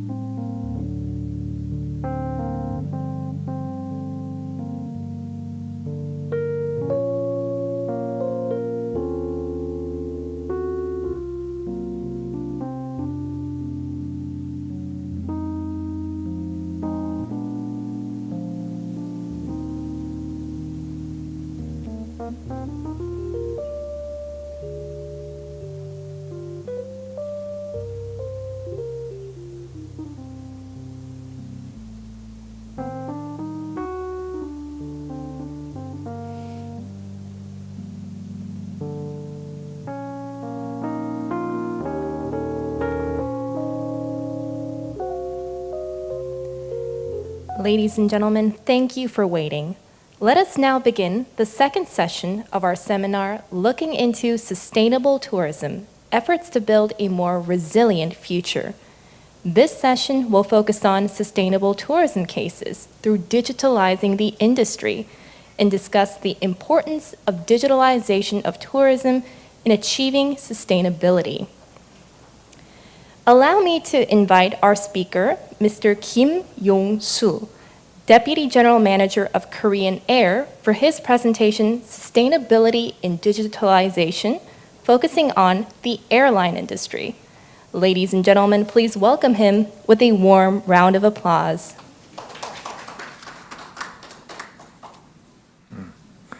네, 오늘 발표를 맡게 된 김용수라고 합니다. 먼저 소중하고 이런 뜻깊은 자리에 초대해 주셔서 먼저 감사의 말씀을 드립니다. 저는 오늘 First of all, I'd like to express my sincere gratitude to ASEAN-Korea Center for inviting me today. I work for Korean Air and also I'm a researcher and especially I'm in love with travel. So as a consumer of tourism industry, as a person working in the air transportation, as a member of the tourism industry, I will begin my presentation. Frankly speaking, when you think about digitalization, many people already talked about it for a long time. There's no need for me to elaborate the meaning and definition of digitalization. And we cannot imagine anything without digital in our lives. We experience digitalization every day. We cannot even imagine the world without computer, internet, mobile phone, etc. When I look at my mobile phone, you can see that I have everything, even my money, my bank, credit cards, my memory. All photos are embedded in my phone, and also my travel, my booking reservation. I purchase the tickets, and also I move from one place to the other place using my mobile phone. I use my mobile phone to communicate with the others. I share my experience with the others. Most important thing is that using my mobile devices, I can find my happiness, music, movies, games, and books, and also my life.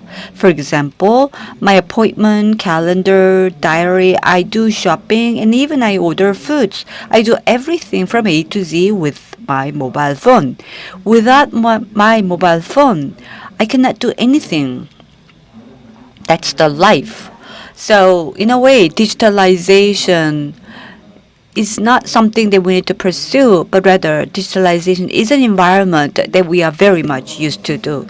Especially in the area of the leisure and tourism section, we need to look at in 4 ways. First, digitalization enables us to search information. I'm sure that every one of you search a certain information using your mobile phone, especially the internet. If you want to go to a certain place, you look for the information using your mobile phone. And by searching information, you also make a reservation or buying the ticket.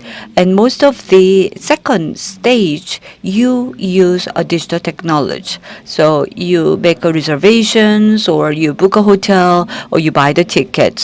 So hotel accommodation and airline tickets, everything you buy using your mobile phone.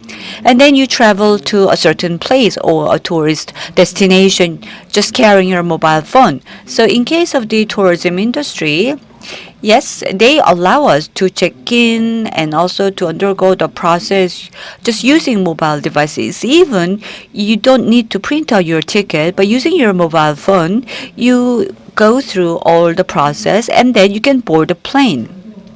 Third point that I want to emphasize is that the digital experience is critical. Well, in the area of the leisure and tourism section, the most important thing is the experience. So we are discussing many things, but my presentation focuses on digital experiences. In the past, we had experience in a certain nation or in certain place, but now using digital, we even have the digital experience. Last but not least, using digitalizations or digital technology, we share our experience and also we share what we think or what we plan to do.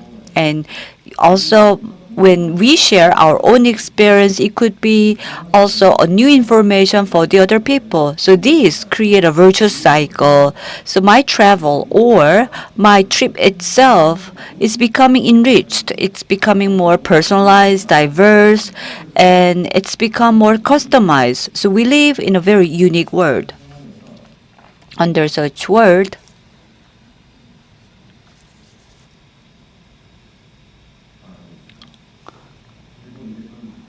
well, let me dive deeper into the experience provided by the airliner.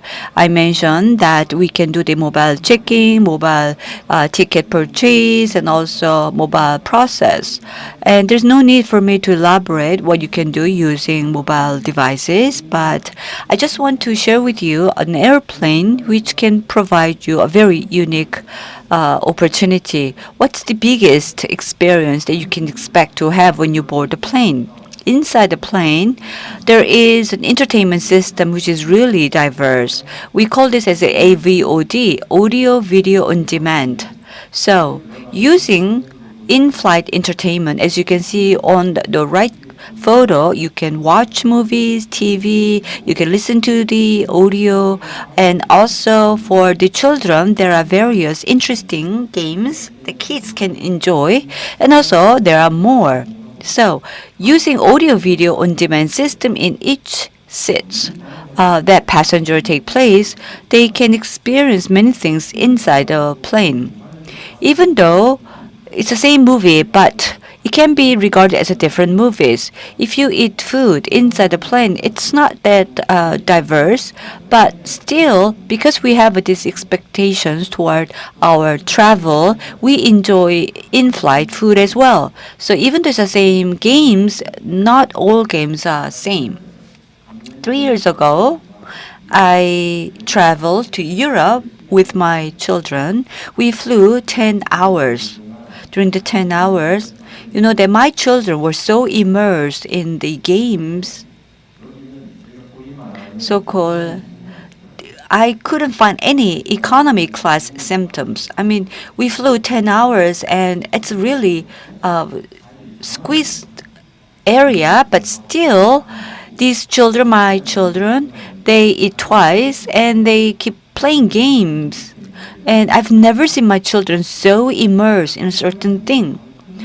They didn't even sleep. They were so immersed. And already 3 years have gone by.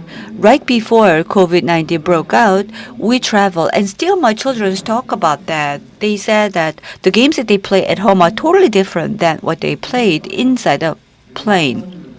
So these games, once again, can resolve your tiredness inside the plane. And inside the plane, also you can gather new information. For example, if you are flying, you want to know when you are supposed to arrive, or you wonder what's the speed of your plane and what's the location. So a couple of weeks ago, I traveled to Nepal, and this is the photo that I took. So I wanted to watch a movie, and then after watching a movie, I wanted to see where I was. And then I found out that my plane was actually flying a certain location, and I could see the route that we flew and the route that we'll be taking. And if you search for more information, you can even find the information about the arriving airport. One additional thing, a couple of years ago, if you look at, you can even watch the landscape camera, because the camera is installed at the front part of the airplane. When it flew, there's nothing you can see but only clouds. But when you approach arrival airport, you can see the runways that you are approaching. And as you approach nearer to the airport, when the plane is about to arrive, you feel like you are a pilot driving an airplane, because using this landscape camera, you can see the runway and how the plane arrives. And during the night time, you can even enjoy the night time. This photo was taken at Incheon International Airport. You can see the runways, and as you approach, you can see how the airplane is arriving. So this experience is once again a new experience. Other than that, there are other things that you can experience. For example, Flight Radar 24, you have this inside your mobile devices. And I guess this is amazing application. I really wanted to show you this, but since I don't have much time, I'll just show you the captured photo from Asia, from ASEAN to Korea, passing Japan all the way to Europe. You can see this yellow-colored airplane flying, and also, can you see the red-colored airplane? If I click that, you can see all the information about this red-colored airplane. This is a Philippine airline from Manila to Vancouver. It is flying, and the type of the aircraft, the speed, you can see everything. I mean, these numerous airplanes, all the information can be found. This is amazing. So if you get access to this www.flightradar24.com, you can find what planes or how many or to where these planes are flying. And also you can find the arrival informations or flight status. It's quite interesting. So not only you can gather information, but also you can enjoy. And also, if you go to Incheon Airport, Incheon International Airport, if you get access to the homepage, you can get all kinds of information. If you arrive at the airport, try to meet your friends. You don't know when the plane arrives, whether it will arrive 30 minutes earlier or 30 minutes later, or how many minutes my friends will be spending until he comes and picks up the baggage and meets me.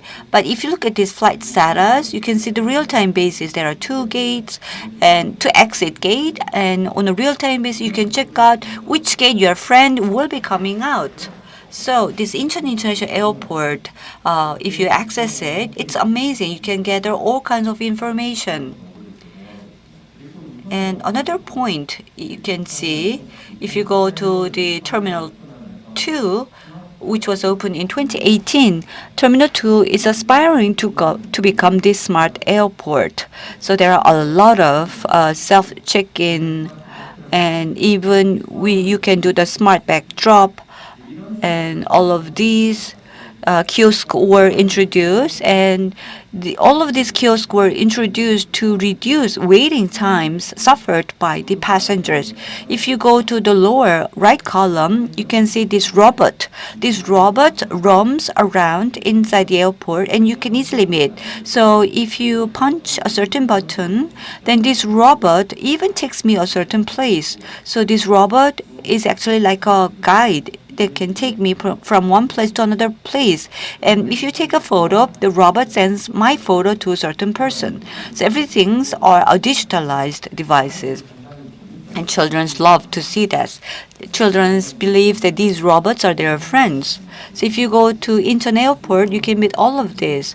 So I'm sure that when people travel abroad, they will be able to enjoy this once again.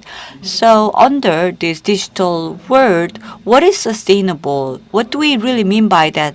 I've been pondering upon the definition of sustainability, and I guess sustainability is a topic that we need to constantly think about it. What do we enjoy from the digitalization? Yes, it's smart, cheap, convenient, easy, happiness, quick, smart.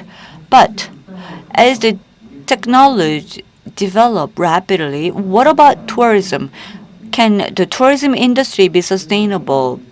So I'd like to point out that I guess the people who are joining us today are 2 categories. One, provider of the tourism industry, and including the local autonomy, and second, the tourist as a consumer. So those of you who are joining us virtually or physically, either you are provider of the tourism or you are a consumer of the tourism. And I believe that sustainability means that when every one of us feel happy, that's the best way to enjoy sustainability. So when we think about digitalization, suddenly I began to think about the story of the Little Prince. You know the story of Little Prince, right? Digitalization is based digit. And if you read Little Prince, let me quote, "Grown-ups like numbers. When you tell them about a new friend, they never ask questions about what really matters. They never ask, what does his voice sound like? Does he collect butterflies? Instead, they demand how old he is. How much money does his father make?" So I just read you a quotations that I got from the Little Prince. Most of the adults focuses on the numbers. What about the tourism industry? What is our focus? What really matters? Yes, digital technology is critical. Digitalization provides us a lot of things, but there are things that we must not neglect or disregard. Our customers or our consumers, when they visit different countries, they flew my plane or my company or different planes, but there must be something that all of them want. There's a common denominator. They all want one thing, smiling, or they'd like to feel a human touch. So in travel, tourism, hospitality industry, everyone wants the same thing. They want happiness, they want smiling, they want human touch. So even if we live in the world of digitalization, using digital technology, we should never forget about the service-oriented mindset and smile. So my question to all of you is, there must be a place that you'd like to visit, or there must be a place that you'd like to remember forever. What are those? That is my question. What can you enjoy by traveling abroad? Is there a satisfactions or impressions or happiness? What are those? If we constantly give that kind of feeling, then people will continuously, in a sustainable manner, will enjoy tourism. As we go back to the recovery road of the tourism industry, in the post-COVID era, we need to focus on sustainable tourism provisions. And how can we do that? In the hospitality industry, we should never forget that the most important thing is continuously giving a smiling and human touch. That ends my presentation. Thank you. Thank you, Mr. Kim. Our second speaker is Mr. Hoi Phirek, Deputy Director General of the Ministry of Tourism in Cambodia. He is joining us via Zoom for the presentation on tourism standards for sustainable and resilient ASEAN, the case for green hotels and community-based tourism standards. Ladies and gentlemen, let us welcome him with a warm round of applause. Thank you. Thank you so much for inviting me. So first of all, I would like to express my sincere thanks to the ASEAN Tourism Center in extending the invitation for us to participate in this important seminar on ASEAN-Korea culture and tourism, building a strong, resilient, and sustainable tourism through digitalization. So without further ado, with the topic on sustainable tourism, tourism standard for sustainable and resilient tourism, in hotel and community-based tourism standard.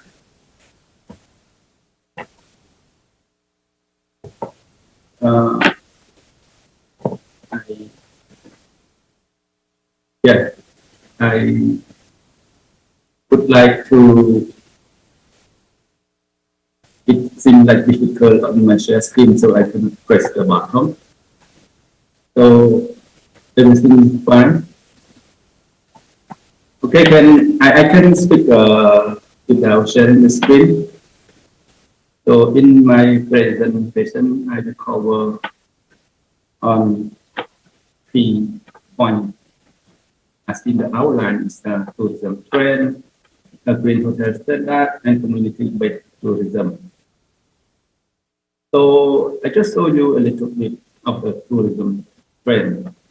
You see that I have a statistic up to 2021. You see before the pandemic, we see the arrival of tourists to ASEAN, roughly almost 7%. And in 2021, it's a decrease on more than 90%. So hopefully that ASEAN had already declared a reopening tourism. So hopefully in 2022, we will have an increased number of arrivals to ASEAN. Especially in Cambodia, we already fully open for the country, fully open for tourism. So we welcome all tourists to Cambodia that the free and stay is fully offered for tourists. So you can go and enjoy the visiting Cambodia just on the arrival, and no PCR test, no rapid test. So just enjoy and come and visit Cambodia. Yeah.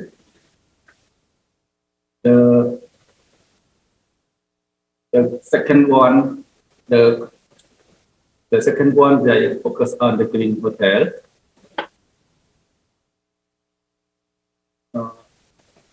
So green hotel standard, ASEAN Green Hotel Standard was adopted in 2016 with the objective is to develop ASEAN Green Hotel Standard certification process, increase the environmental friendly and energy conservation in the ASEAN accommodation industry with a unified agreement across the ASEAN member states.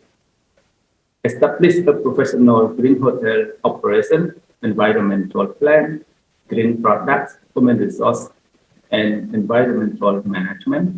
This will enable environment and community to benefit from the collective approach to operational professionalism. So with regard to the green hotel, we have developed a standard guideline cover mainly on the major criteria. First, we cover on the criteria of environmental policy and action for hotel operation, the use of green products, the collaboration with the community and local organization, human resource development, solid waste management, energy efficiency, water efficiency, and water quality. Because on the air quality management, indoor and outdoor, and noise pollution control. And another major criteria on wastewater treatment and management, ensuring the quality of water. And last but not least, the major criteria will cover on the toxics and chemical substance disposal management. So I wish to introduce on our operation and implementation of the Green Hotel Standard. Until now, the 8th ASEAN Green Hotel Standard was provided during ASEAN Tourism Forum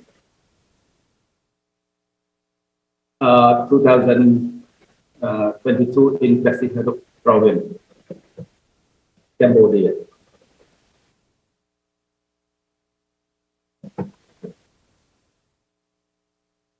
So the third part I will cover on the community-based tourism standard. The ASEAN community-based tourism standard background. The first edition of the ASEAN community-based tourism standard was adopted in 2016. The second edition of the CBT standard was adopted by the 25th meeting of the ASEAN Tourism Minister in 2022 during the ASEAN Tourism Forum 2022 in Congratulatory in Cambodia. And ASEAN community-based tourism standard is recommended as a non-mandatory guideline for the ASEAN member state, subject to the respective ASEAN member state law and regulation based on the ASEAN Tourism Strategic Plan, ATSP, and so to create quality visitor experience by showcasing community livelihood and natural and cultural assets in the presentable, safe, and effective manner. ASEAN CBT objective, the standard can be applied to CBT initiative throughout ASEAN countries as a benchmark of performance, needed to assure visitors that their visit will be enjoyable, meaningful, and meet expectations. It also seeks to ensure that community and their natural and cultural heritage resources are protected and that income flow to the community and to improve well-being. So what is the CBT? CBT is community-based tourism. We need to have a good management. The CBT need to have responsibility. CBT need to have a good conservation. Of course, CBT should bring advantage to the community. So this is our core. Now, what is the CBT as for your knowledge and understanding? And what is the principle of CBT? Of course, the principle of CBT involves and employ community participation in setting this direction and decision making. The second, CBT develop partnership with relevant stakeholders. CBT register with obtain recognition from relevant authority, improve social well-being and quality of life. Establish fair and transparent benefit sharing mechanism, enhance local supply chain, honor and present local identity, culture and tradition, promote environmentally sustainable practice within the community. And 9, the respect different culture and human dignity. And 10, work toward financial self-sufficiency. This is our key principle of CBT at focus. And so, why do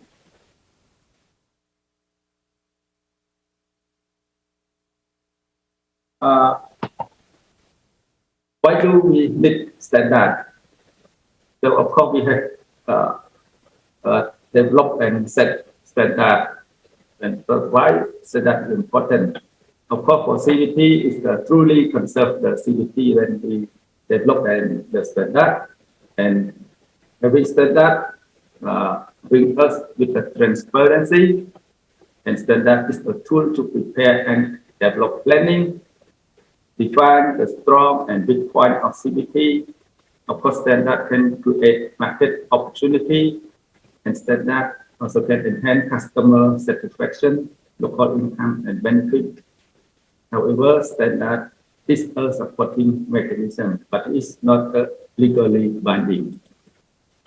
So, what are prerequisite entry requirements of the standard when that is qualified for assessment and certification?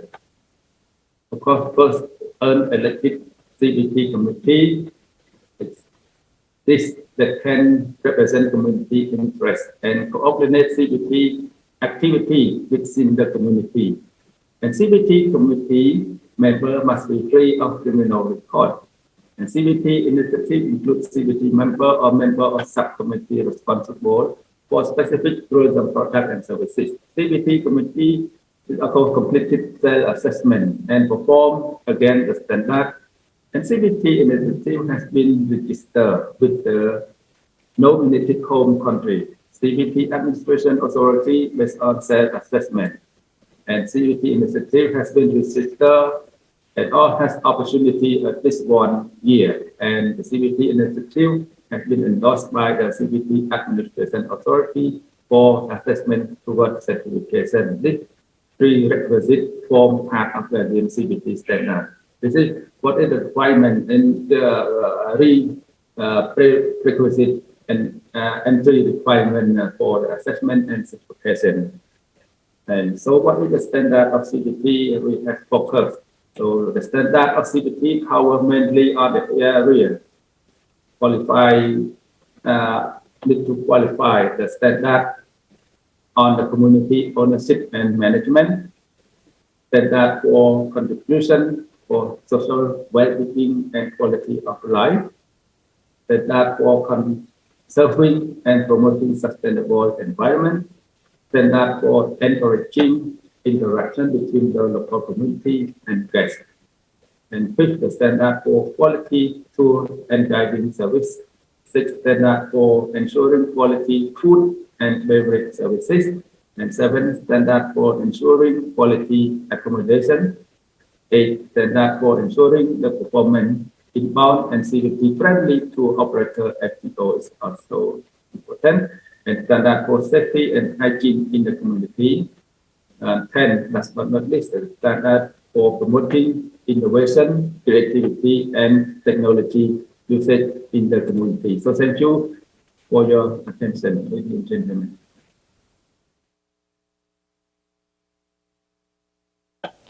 Thank you very much, Mr. Firek. Ladies and gentlemen, due to technical issues, we were unable to display Mr. Firek's presentation slides. We will be sharing this material separately after the seminar. We apologize for the inconvenience. Now, last but not least, I would like to invite Mr. Lee-Young-il, Managing Director of the Jeju Olle Foundation, who is going to present on sustainable tourism in local destinations. Ladies and gentlemen, please welcome him with a big round of applause. Thank you very much. I'm Lee-Young-il, Managing Director from Jeju Olle Foundation, and I'm very pleased to have this opportunity to talk about Jeju Olle Foundation to ASEAN member representatives. Jeju Olle Foundation was established 15 years ago as a nonprofit organization. And because we are a nonprofit organization, we get a lot of donations. And we have thought long and hard about how to manage the trail in a sustainable manner as a nonprofit organization. So I would like to share some of the challenges and difficulties that we have experienced along the way as a nonprofit organization. Many Korean people would be familiar with Jeju Olle Trail, but it might be non-familiar to many people from ASEAN member nations. So let me introduce you to Jeju Island. Jeju Island is located at the southernmost part of Korea. It's a volcanic island, and Olle is a vernacular from Jeju. It means the distance between the gate of the village to our garden. So it's a very small trail that leads to your own garden. So Olle Trail is a trail that connects very small roads on Jeju Island. I believe that ASEAN member nations have beautiful scenery, but Jeju Island also has very beautiful scenery. It has many UNESCO natural heritage sites, geoparks, biosphere reserves, so many Korean people would love to travel to Jeju Island because of its natural beauty. And I believe there are many trails in ASEAN nations based on ecotourism. So I think Jeju Olle Trail can offer a case study to many candidate regions in ASEAN member nations. So even those two pictures are small, I would like to share some of the scenic beauty of Jeju Island. So connecting the dots into lines, that has been the catchphrase of Jeju Olle Trail. So around the beach areas, we have many dots connecting the beach with the villages and the mountain areas. It's made up of 26 courses, totaling 425 kilometers. We don't create roads. Actually, we try to bring the lost roads. So as the world becomes increasingly industrialized, all the roads tend to be paved for cars to travel, and there are very few roads left that remains as unpaved. So the path that we used to take to go to school when we were young, the beach trail that leads to the beach for children, the small road that Jeju, the Hae-yong would take so that they can go to the beach and dive. So there are many paths that have been lost. You know, road is a road only when people travel. And when a road is not traveled anymore, that road would be lost. So we are trying to bring alive those forgotten paths in Jeju Island. So we try to stay away from artificial roads and try to stay away from paved road. So we are continuously discovering new roads, unpaved roads that have been forgotten.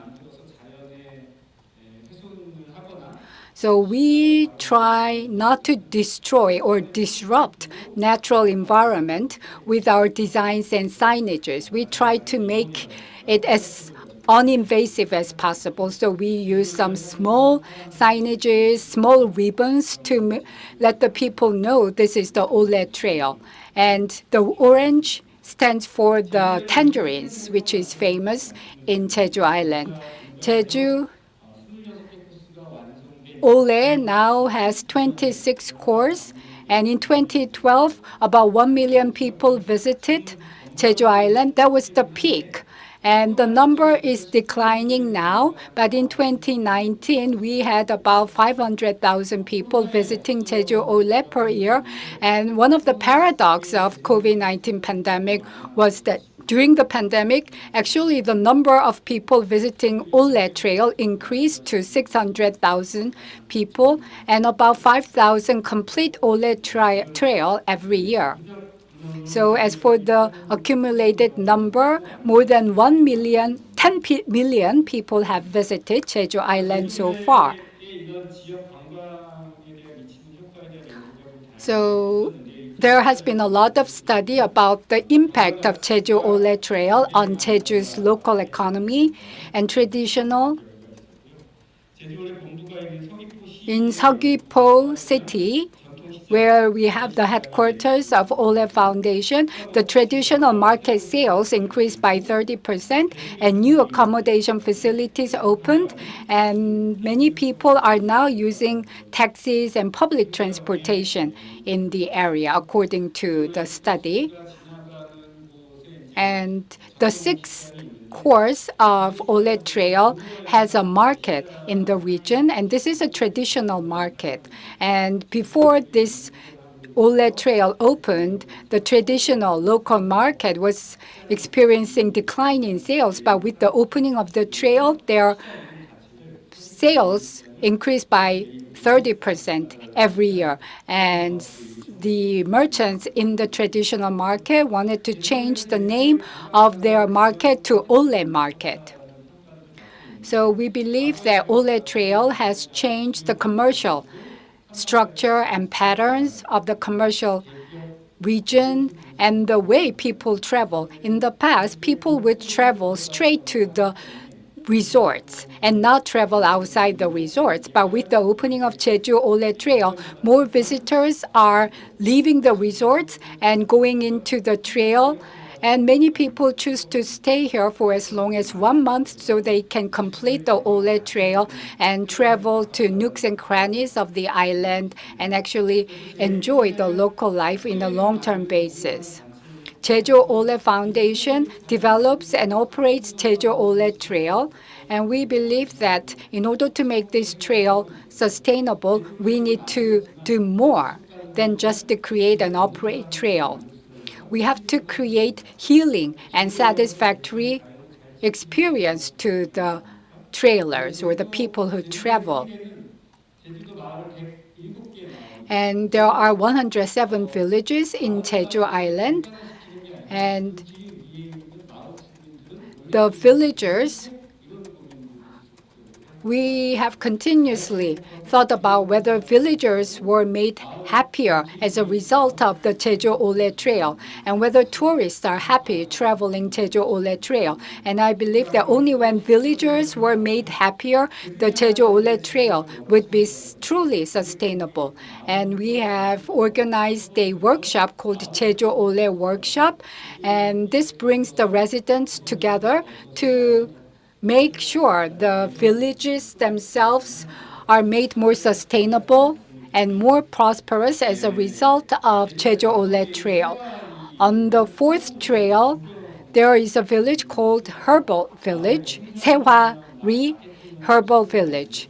And they have a lot of herbs planted in the village. And the villagers were looking for ways to leverage the herbs as a business idea. And they have collected some empty cans and empty bottles, and they cleaned it thoroughly. And they created a business model using those empty bottles, and our foundation provided the marketing support. On the third trail of Jeju-Ole, they have a village called Shinsan-ri, and they have a lot of green tea in the village. And the villagers did not have much experience with brand marketing, and we worked together with a chocolate company, and we brought the CEO of the chocolate company to the village, and we have looked for ideas to blend the green tea with the chocolates, and we created green tea ice cream with chocolate. And based on the profits from the sales of this ice cream, we have renovated the unused warehouse, which was turned into a cafe, village cafe. So we've talked about some of the cases on the villages about business ideas, and when the village economy thrives, the residents tend to be happier and kinder to the tourists, and this is going to be a win-win cooperation. There are many more cases, but because of the time, I won't be able to go through all the cases. In terms of the environment, when people travel on the road, even though we make our best efforts to keep the nature clean, but the nature is bound to experience some minimum level of damage or impact by these travelers. So we have created a project where various stakeholders can participate to keep the Ole Trail clean, and it's called Clean Ole Campaign. And Clean Ole is an environment protection campaign, cleaning the trail while the hikers hike on Jeju Ole Trail.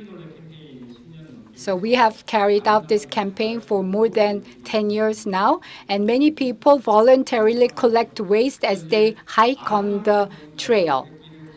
And walking on the trail is a healing experience, but it's even better if you can gain knowledge about the history, culture, floras of Jeju Island. So we have created a customized walk program where a foreign language speaking guide provides them with appropriate tour guide.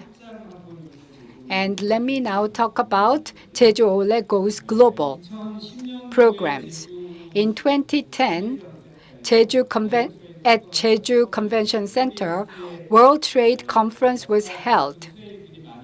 And we have talked about world trails at that time.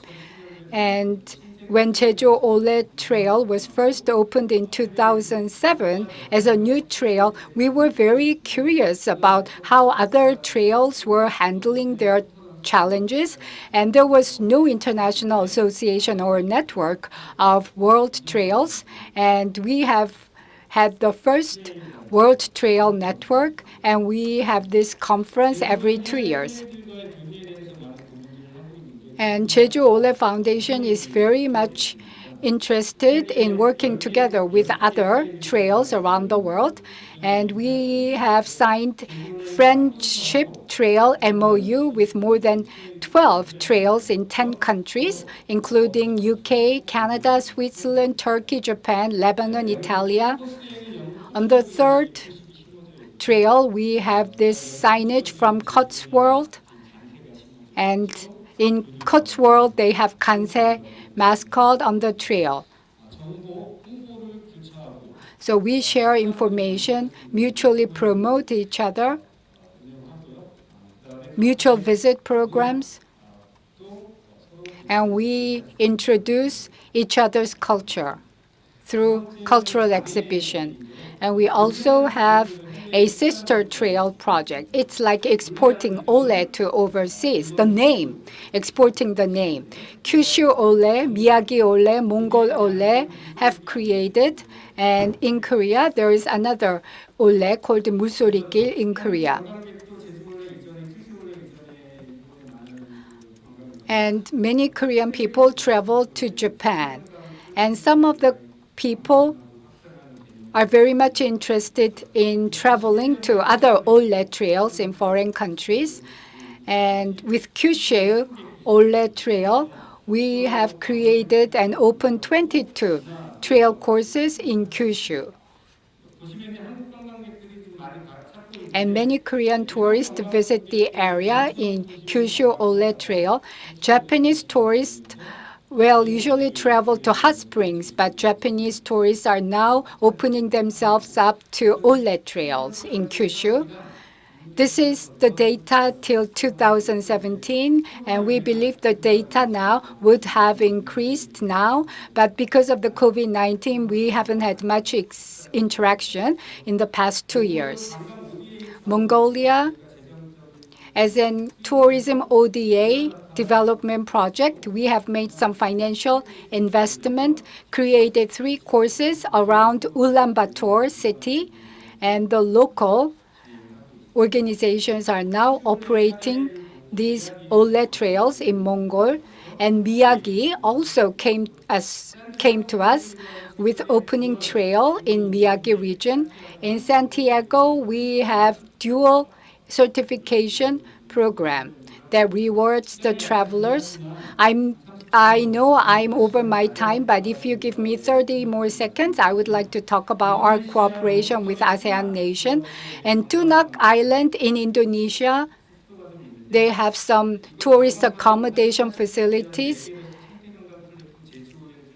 And we plan to, in 2018, we have tried to adopt Ole Trail model in the island, but they had the earthquake, and we had to stop that. And it has been prolonged, postponed because of the pandemic. And we in Vietnam, we have been working with the southeastern provincial area, the local government people. But before we were able to open the trail, COVID-19 pandemic broke out.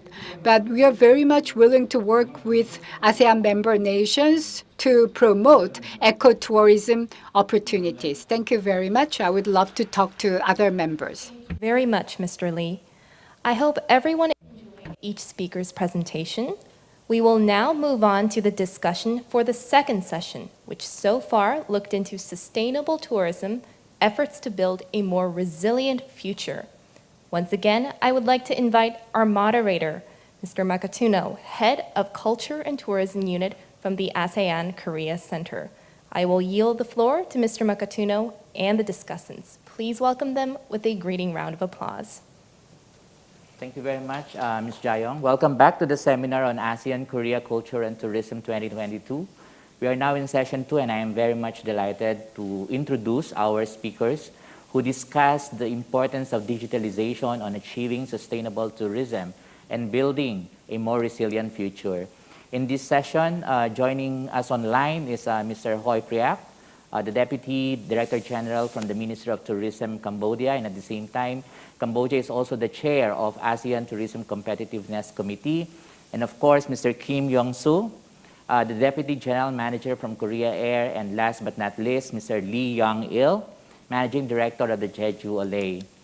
I would like to proceed with the Q&A, but first of all, I would like to personally apologize, Mr. Hoi, for we were not able to show you your presentation because of some technical glitches.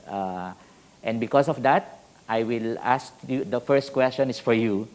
Okay, so Mr. Hoi, the ASEAN Green Hotel and CBT standards are really notable accomplishments of the ASEAN NTO committees. Over the years, the general awareness of sustainability and green tourism has really increased among tourists around the globe, and many are really making it priority when deciding their destinations for travel. The question is, bearing in mind, how could one leverage the presence of these ASEAN standards on accommodation and tourism product, which is the community-based tourism, to attract potential tourists who are keen on sustainable measure? Yeah. Thank you, Mr. Alex, ladies and gentlemen. Thank you for the question. And of course, the question focused on the standard and sustainable is very good. That is on track for our topic and our situation from now on. So, then of course, to leverage the presence of the ASEAN standard to attract potential tourists. Of course, it's the standard. This can be the motive for them to for their decision to travel to the destination. Just let me share with you that the ASEAN member states have considered the standardization of tourism services is essential for enhancing quality of tourism product services, as well as promoting responsible management among tourism business and stakeholders in the region. So it's ASEAN focused on the importance of the standard. That's why we have already established the 7 from now since 2016. We have developed 7 ASEAN tourism standards already. Let me briefly reflect once again. It's first on the green hotel, on community-based tourism, clean tourism, on the homestay, on public toilet, spa and services standard, and mindfulness standard.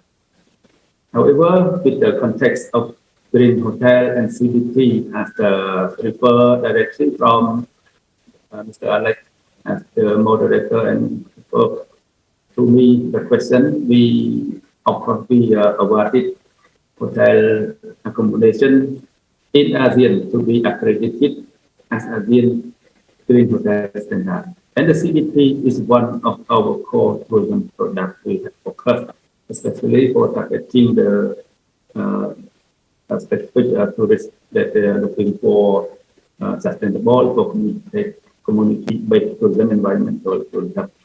And another one is that ASEAN has organized tourism standard award ceremony every 2 years, especially during the ASEAN Tourism Forum, to recognize and honor outstanding ASEAN tourism business and destination that comply with the above ASEAN tourism standard. This would be opportunity, effective and useful in creating awareness and interest for potential tourists of the standard to be leveraged and promoted publicly.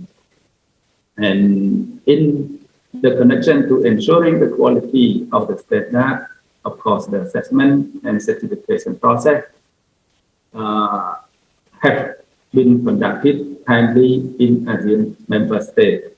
And we work on this, and for the 1 year for the award ceremony, and of course for publicly awareness for tourists of our standard, we upload the standard on the website as well. I hope I can quickly answer the question, Alex. Thank you. It seems that the one that you mentioned is the awarding ceremony, or the awarding that the ASEAN NTOs is actually giving to CBT and Green Hotel, right? So thank you very much for that answer. At least we are assured that the ASEAN NTO will be able to promote further and to make people familiarize themselves, particularly those who are interested in sustainable, those who are actually interested in green practices, to visit the ASEAN community-based tourism, and of course the ASEAN Green Hotel. So I would like to ask this next question to Mr. Kim. The airline industry has greatly affected by the pandemic, but this industry is also a catalyst to rebuild and steer up tourism sustainability. Despite the growing trend of digitalization in the travel sector, there are still customers of certain regions or age groups who are less accustomed to using digital services. How can airlines such as KE, Korean Air, help ease the digital transition for these customers? Thank you for your question. It's a very, very important question, a very difficult question to answer. Well, we need to embrace drastic change. The most important thing is giving them the direction, right direction and speed. So during my presentation, I mentioned briefly, but you have to understand easy, conveniently, and very fast. We need to adapt ourselves to the digital transformation. Some of the service could be provided in a very fast manner, but if it's very inconvenient, then we will be very reluctant and hesitant to introduce that technology, which means that digitalization sometimes gives us some hurdles in some age group or in some area to implement digitalization. So what I mean by that is a certain area, certain industry, certain companies must work hard to make digital technology too easy to implement. So if you contact Korean Airlines, you can easily see that they are smiling, they are helping everyone. So the airport is becoming smarter and smarter. Well, still, Korean Airlines needs a further room to be more smarter. So once again, I believe that we need to reduce gap between this. That's all. Thank you. Mr. Kim, well, I for one can be a living witness how Korean, I mean the international airport of Korea is very technologically savvy and at the same time very very facilitative. So, of course, the last question will go to Mr. Lee Young-il. Resilient local government, strong partnership with the community and private sectors are the key for sustainable tourism in local destinations. Can you share to us the challenges that you face? You mentioned a while ago that you are doing some workshop, the Ole Foundation doing some workshop with the community, right?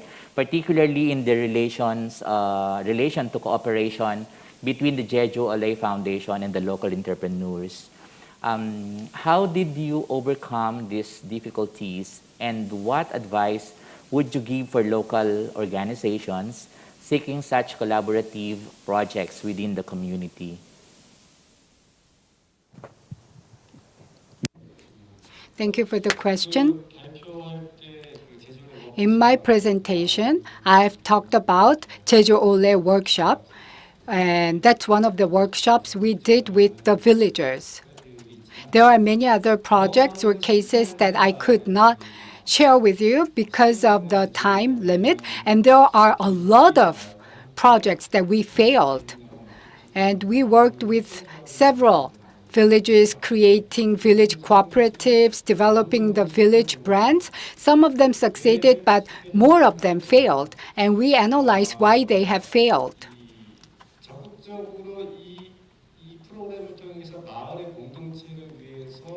And some villages had a lot of residents who thought long and hard about how to make the most of this project. But some of the villagers only had residents who were interested in how much money they were getting and what kind of building they're going to build with the money.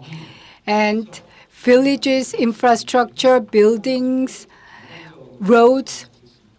Some people thought that building the infrastructure was the most effective way to make the villagers happy. But building the infrastructure is one of the conditions for the successful projects, but it's not the only condition or factors that would make the project successful. Having the building is not going to guarantee the success of the project. The focus is on how to provide healing and satisfactory experience to the people who come to the village. So no matter how fancy a building is, that is not going to guarantee the success. Some people agree with this comment, some people didn't. In working with the village, the most difficult thing was identifying the inherent characteristics of the village that would make the village successful and attractive, and how to make the facility. Well, some resident leaders were only interested in what kind of fancy buildings they're going to build during their tenure as the leader of the village. So we had this kind of limits, but we're continuously trying to overcome this limit. Question: How do you convince these villagers, particularly those who have reservations, in accepting that program in their village? What are your means in order for them to accept this proposal? Well, we could use some communication skills, but there was another case where we succeeded. It's called Murung Wega Jip, and we harvest the agricultural products from the region and we deliver them to the customers around the country. And this cooperative has been successful for 11 years. And with these farmers, at first we tried to convince them about how they could be successful with this business model. And we worked with a company called Venta Korea, located in Seoul. They imported circulators from Germany, and they sponsored this village. So it was a three-party triangular business model, and for 12 years in a row, this model has been successful. And that could be one of the cases we can use when we talk to other villages. Probably we're now at the end of the session, but before I close this session, I would like to request the gentleman here to say very quickly your message to the stakeholders and at the same time to the tourism industry for today onwards. So just very quick, probably we can start with Mr. Kim, then Mr. Lee, and Mr. Hoy.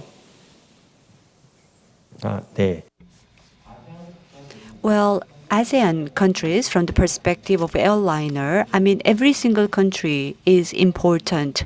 We don't differentiate any other countries. However, when we look at ASEAN countries, for me, it always reminds me of great memories. A lot of people go there, and also family take holidays there, a great clean air, there are beautiful oceans, and there are great experiences and memory. That's the symbol of ASEAN countries. So that is why, from the perspective of airliner, we look at ASEAN not only as a great family holiday, but also for the business.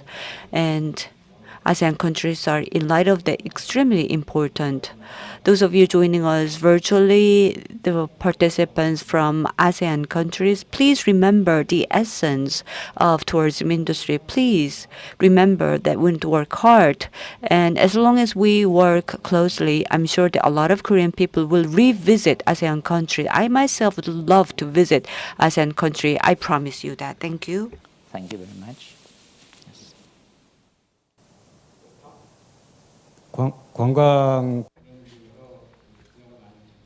Well, tourism industry could be divided into many other smaller industries, but Jeju Ole Trail is an eco-tourism platform, and that we do not need much funding. We do not need to create a lot of infrastructure. It's more about how to utilize the nature that we already have, and we need to establish the right philosophy for doing that. After this seminar, I will be going to Mongolia tomorrow, and in the prairie of Mongolia, we can create eco-tourism project in Mongolia, and we have been doing that for 5 years now. And I believe other ASEAN member nations also have a lot of natural resources. So don't worry about lack of funding resources. You can think about how to make the most of the nature environment that you already have. 호이피레역 부장님. Hello. Yeah, Mr. Ho, your parting words for the tourism stakeholders, particularly our participants and for the industry? Me, right? Okay. Very quick. Yeah, a bit sound. Okay. So I would like, last but not least, I would like to thank that you have invented such a very important seminar. And it's on track. The seminar also focus on sustainable and resilient. And I would like to appeal for the continuous focus between the ASEAN and Korea on this important topic on the resilient and sustainable tourism. And of course, the topic that you refer to me on the standard and is also important. So let me once again reflect the importance that we could go hand in hand for continue work on this between ASEAN and Korea. The first, yes, of course, technology and innovation. So the topic that we need to continue carry on, and sustainable resilient tourism. And another one is we are family with the technical word of the new normal. So this is also important. We should focus and continue to focus on the new normal that we can, of course, learn and experience from the pandemic. And we have a lot of measures and to protect and to deal with the prevention and dealing with the pandemic is important. That's the quality standard. And another one, I wish to focus also public-private to focus on human resource development and the overall management of tourism system is under umbrella of ensuring the sustainable economic and social, cultural, and environmental and technology. Without this, that tourism will affect. And last but not least, tourism will also need this important topic that to have investment and financial sources. This is very good that Korea always not only the major market and also support the financial for the ASEAN tourism as well. So thank you. I hope it's some key point that I wish to bring forward for seminar. Thank you. Thank you very much.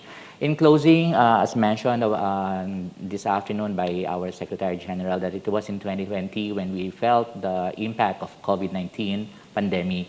In the same year, the ASEAN-Korea Culture and Tourism through Culture and Tourism Unit coined this 3-year overall theme called Smart Tourism. It was then that the CTU organized an online seminar on ASEAN-Korea Culture and Tourism with the following themes. One, in 2020, it is recovering from COVID-19, smart tourism for ASEAN and Korea, and in 2021, last year, is rebooting from COVID-19 digital marketing for tourism. This seminar and the capacity building workshop tomorrow are the third and final year of the Smart Tourism program with the theme, Building a Strong, Resilient, and Sustainable Tourism Through Digitalization. The seminar highlighted that acceleration of digital trends in tourism is very imperative. There are actions that need to be done, investments in digital tools, and on building capacity and skills. Tourism standards and protocol, as well as best case of technology, are key elements to be adopted and implemented together with the public and private industry players. Digital transformation and sustainability are the future for tourism. ASEAN and Korea tourism can take simultaneous and coordinated steps towards the post-COVID era.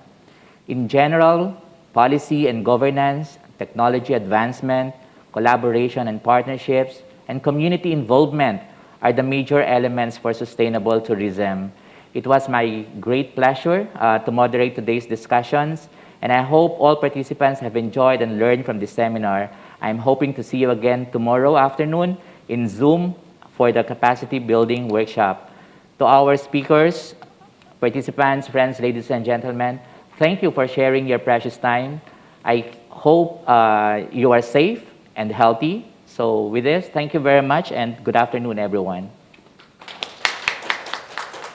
Thank you very much to Mr. Makatuno and all the esteemed speakers. This marks the end of our seminar on ASEAN-Korea Culture and Tourism 2022. I truly hope today's session has been informative and insightful to you all. For our online participants, make sure to check the survey link in the YouTube chat box. We will be randomly selecting a winner for a prize giveaway among those who have completed the survey. Furthermore, please be reminded that the capacity building workshop will be held tomorrow, 3 p.m. on Zoom. A link to participate in this workshop has been emailed to those participants who have registered. Thank you once again for your active participation today and have a great evening. 감사합니다.